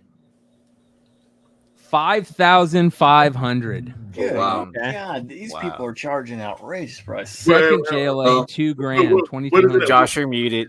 Oh, what is it at right now? Something crazy, probably. 100 times that. This Yeah. was when people like 100 times that. How about the first appearance of Bane? Oh, 100. Easy. 40. No, that was $30. a big. That was a big spec book back then. Yeah, 40. in the 90s, 100. Yo, I'm gonna say 40. first Scarlet Spider. Ben Riley was what he's called. First appearance of Bane, 20. 40. $10. God damn. Ah. Yo, First Doom. No, shut up. First Scarlet Spider. Wait, somebody was asking about Dark Knight Returns, right? Yeah. All right, hold on. First Scarlet Spider. That's not in there. All right, Dark Knight Returns, $12. $20. 16 $5. bucks for number 1, 12 for number 2, 8 for number 3, and 8 for number 4. $1,000 for the press proof hardcover, though. Is that a Lost Boys thing on the other page? Yes, it is. Comics on screen. Good catch, in Johnny. movies. Wow. Yep. Nice. All right, what was the other one you asked for? First Scarlet Spider. First Scarlet Spider. Okay, Web of Spider-Man. Yeah, remember it was a clone first, and there was all. Yeah, Web of Spider-Man. Hold on, let's see here. Yeah, $100 book now. The first Harbinger. Yeah. What was it? It was Web of Spider-Man 118? Some shit like that. Is it on there? Is it in anything around? I bet it won't even be listed. Yeah, right. Because nobody cared at the time. Yeah. $3. Hey, Brian, look up the first TMNT. Ooh, that's a good one. We looked up that one last week. Let's see, but that was an older one. All right, here we go. This is a good one. Yo, this is such a good segment, but it's too long. But it's fucking great. Half Price Crook. I'm just doing it for you. Like, he called it out. It wasn't my idea. I'm not smart enough for that. All right, here we go. 1,500. So this is going to trip you guys out. This is going to trip you guys out. I'm going to say $300. I'm gonna say 700. $120. Oh, what about Gobbledygook #1? So that's a weird thing. No. Gobbledygook #1 doesn't sell for as much as Teenage Mutant Ninja Turtles #1 these days, does it? Wait. Is this the bootleg one or the one that's easily the OG? The OG. Yo, Goblin Cloud. Yeah, Goblin Cloud. Bone one and AF-15. Those are great. All right, Gobbledygook #1. First appearance of the Turtles is. I don't think they What have year that. is this? They won't have that in there. What Yeah, they year? will. No, it's in there. What This year? is year 2000. Okay. They won't have that in there. 1,200. $5. They don't have. No, that'd be nothing. Wow. Someone asked for the Crow. That's a good one. The Crow's a good one. You were right, Mel. The Gobbledygook isn't in this one. Yeah, we stopped caring about Turtles in 2000. I don't think anybody knew what it was. No, we spoke to cigarettes and weed at the time. Hey, Brian, has anybody ever broken a toe on your show before? No, but did you? Yeah. Damn it, bro. That's pretty fucking painful, bro. What'd you do? Stubbed it. My pinky toe, I smacked it against about 100 fucking T-mailers. Ooh. We're I gonna gotta order some. Yo, are you gonna end this one? I want to talk to Hive. I gotta say something to Hive. All right, yeah, we're gonna end it now. Let's I one want last. to show you look. guys my fucking secret room. I want to show you guys my new office, but I'm not All right. doing it on stream because it's so top secret. I can't show it on stream. All right, one last look. Is It's Alfred got there? Wizard's Guide to Graded Books. This is why. Let me show you guys one of the reasons why old school wizards are so great. A lot of people don't realize this. They don't look all the way in the back. They put checklists back in the day of every single Todd McFarlane book he ever worked on. Yep. And I used to go crazy marking these off, highlighting them. It even says that his very first time he ever did work in comics in it. It's got the Teenage Mutant Ninja Turtles book he was in, or he did. Like, pretty cool. So that's pretty cool. All right, last page. Let's go take a look at the last page, which is always not always good, but sometimes good. Jason Mewes. Interview with Jason Mewes when he was fucking Sober? No, definitely not sober back then. No. All right, let's see here. It says, let's see here. Who's your favorite actress in Hollywood? Jim Carrey. Definitely not sober. What about female actresses? He says, for acting, I don't know. For looks, Angelina Jolie. Can't complain though. Let's see here. What about superpowers? Which ones do you want to have? He says, I'd be the same as Superman, super strength, super speed, be able to fly, X-ray vision, just about his powers. Maybe Green Lantern, his ring's pretty fat. He can make up anything he thinks of. That's cool shit. Let's see here. What's your favorite bad word? He says, I like them all. How many do you use a day? He says, probably about 30 cuss words a day. What pissed you off the most? What's pissed you off the most? Like, do you have the worst thing that ever happened to you? He said, I was thrown in jail for a stolen car I didn't know was stolen. I was in jail for 5 days. That sucked. I bet, but how much do you smoke a day? And then he goes, like weed? And he goes, I ain't talking cigarettes. He goes, I don't smoke anymore. I'm on probation. You know why he didn't smoke anymore back then? Because it fucked with his heroin high. Ask me how I know. All right. Come on. Are you high right now? No. Bullshit. Tell me a story about Kevin Smith that no one else knows. I don't think he'd like that. Come on, man. Just give me something. Nah, he'd get pissed. So I guarantee he was all fucked up back then, but that's okay because he's sober now. And there's a Friday thing. It was with on the back cover. Ladies and gentlemen, that is the Wizard Rewind for September 10th. Brian, will you say when that's from? Because Chad Cave gave a nice super chat and he was actually asking like exactly. Oh yeah, Chad, thank you for the $10 super chat, brother. He says, "What year is this Wizard magazine?" Someone said 2000. Never mind. All right, it is October of 2000. Wizard number 109. Chad Cave is any year you want. Well, Mama comments to me from. So there we go. All right, you guys. What do we want to? We want James. We want James to show us his special room. I can't show it on stream though. No, we'll do the giveaway and then we'll call it quits. Amen. We're gonna do the giveaway and call it quits because it's I'm been just telling you guys almost to hang 4 hours. What are we doing having 4-hour shows, guys? This is crazy. You got It's because we have royalty in the house. You know, Mighty Mel V. I am not royalty. I'm just a All right, here we go. The Yankees fan. Here is the winner for the Chungy Comics Chungy Pressing Services 9.8. In order to win this book, in order for Yi to send this book to you, you have to follow Chungy Comics on IG and send him a message. As a matter of fact, you need to send him a message saying thank you for the giveaway. All right, here we go. And then message me your address, and I will And check the winner and make sure is- you're following. My name is not here. John Longshot 68. You're lucky it wasn't Shane because you would have been sending that shit to fucking New Zealand or Australia. First of all, this is racist. John Longshot. John Longshot 68. Hopefully you're not in Singapore like everybody else. But congratulations. We've been giving a lot of books away on the show lately. So Yo, let me ask you something, McClay. Have you been shouting out Drunken Chat, son? Of course, dude. Let me tell you something. You and everybody else, Lucas, while my time away, I want to thank you all for fucking holding it down while I'm not there.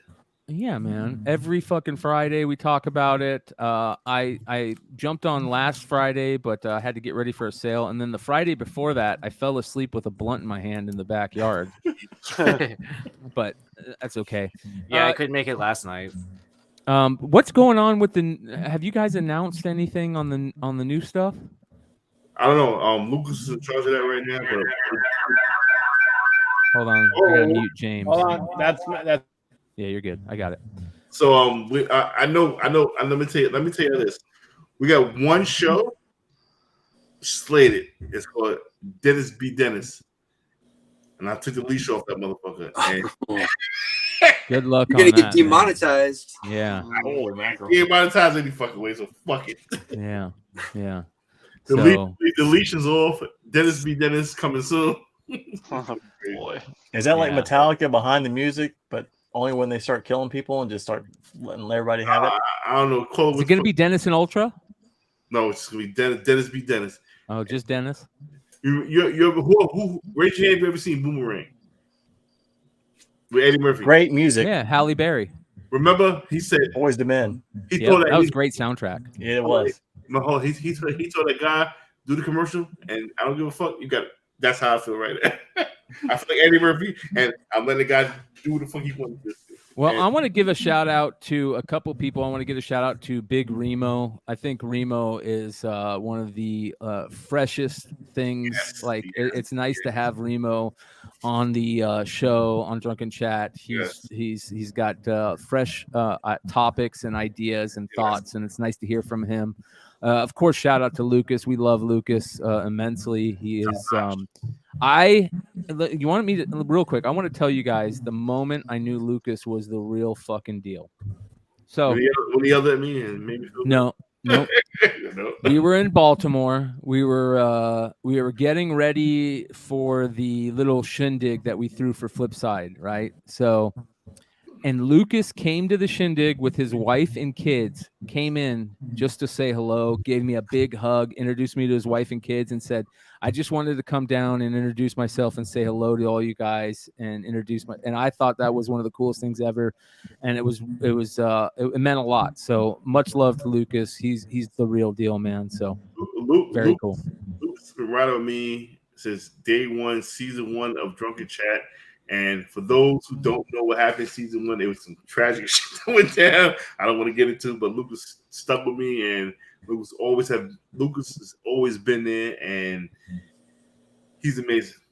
He's amazing. Yep. And the team I put together for season 2 and season 3, it's just phenomenal. And you guys are deaf. And James, you're part of it. You motherfucker, you don't come on every week, but you're there. Dude, Mel, like, I got to be honest with you, man. I understand, like, okay. So you get on your show and like you dip out at like 2 a.m. or whatever, and I'm like, dude, fuck, what? Why is Mel dipping out? Oh dude, yeah. Now that I'm East Coast, holy shit, I totally get it. Bro, I work 4 to 12, and when I gotta leave, man, I'm tired, bro. Bro, and I fucking listen. As a retailer, I work same if not more, right? And then I get on Drunken Chat. I'm like, all right, that's cool. The show starts at like 1:30 for me, and I'm like, bro, I'm done by I'm half hour into this shit, and I'm done. So I get it, man. I get it now. I didn't get it before, but I get it now. Holy shit, I fucking get it now. All right, well, brutal, bro. It's brutal. Couple of things before I leave. We're going to call it a night. I want to say a big shout out to Josh, International Comics. You guys, if you aren't following him on Whatnot, he's just putting out amazing stuff. He's one of the pillars in the community here, and I don't think he gets enough credit for what he does and what he's brought to this community. So do me a favor, go follow his IG. If you're not already following it, there's a problem. And go follow his Whatnot Sales. You guys, we're going to do Foreign Common Weekend Part 5 coming up on the 24th. Me, Josh, Yee, Rob Fordham. I'm just there to hang out for the most part, but we'll be dual streaming it. So lots and lots of fun. And shout out to my pops. Love you, Dad. We will see you guys soon. Adios.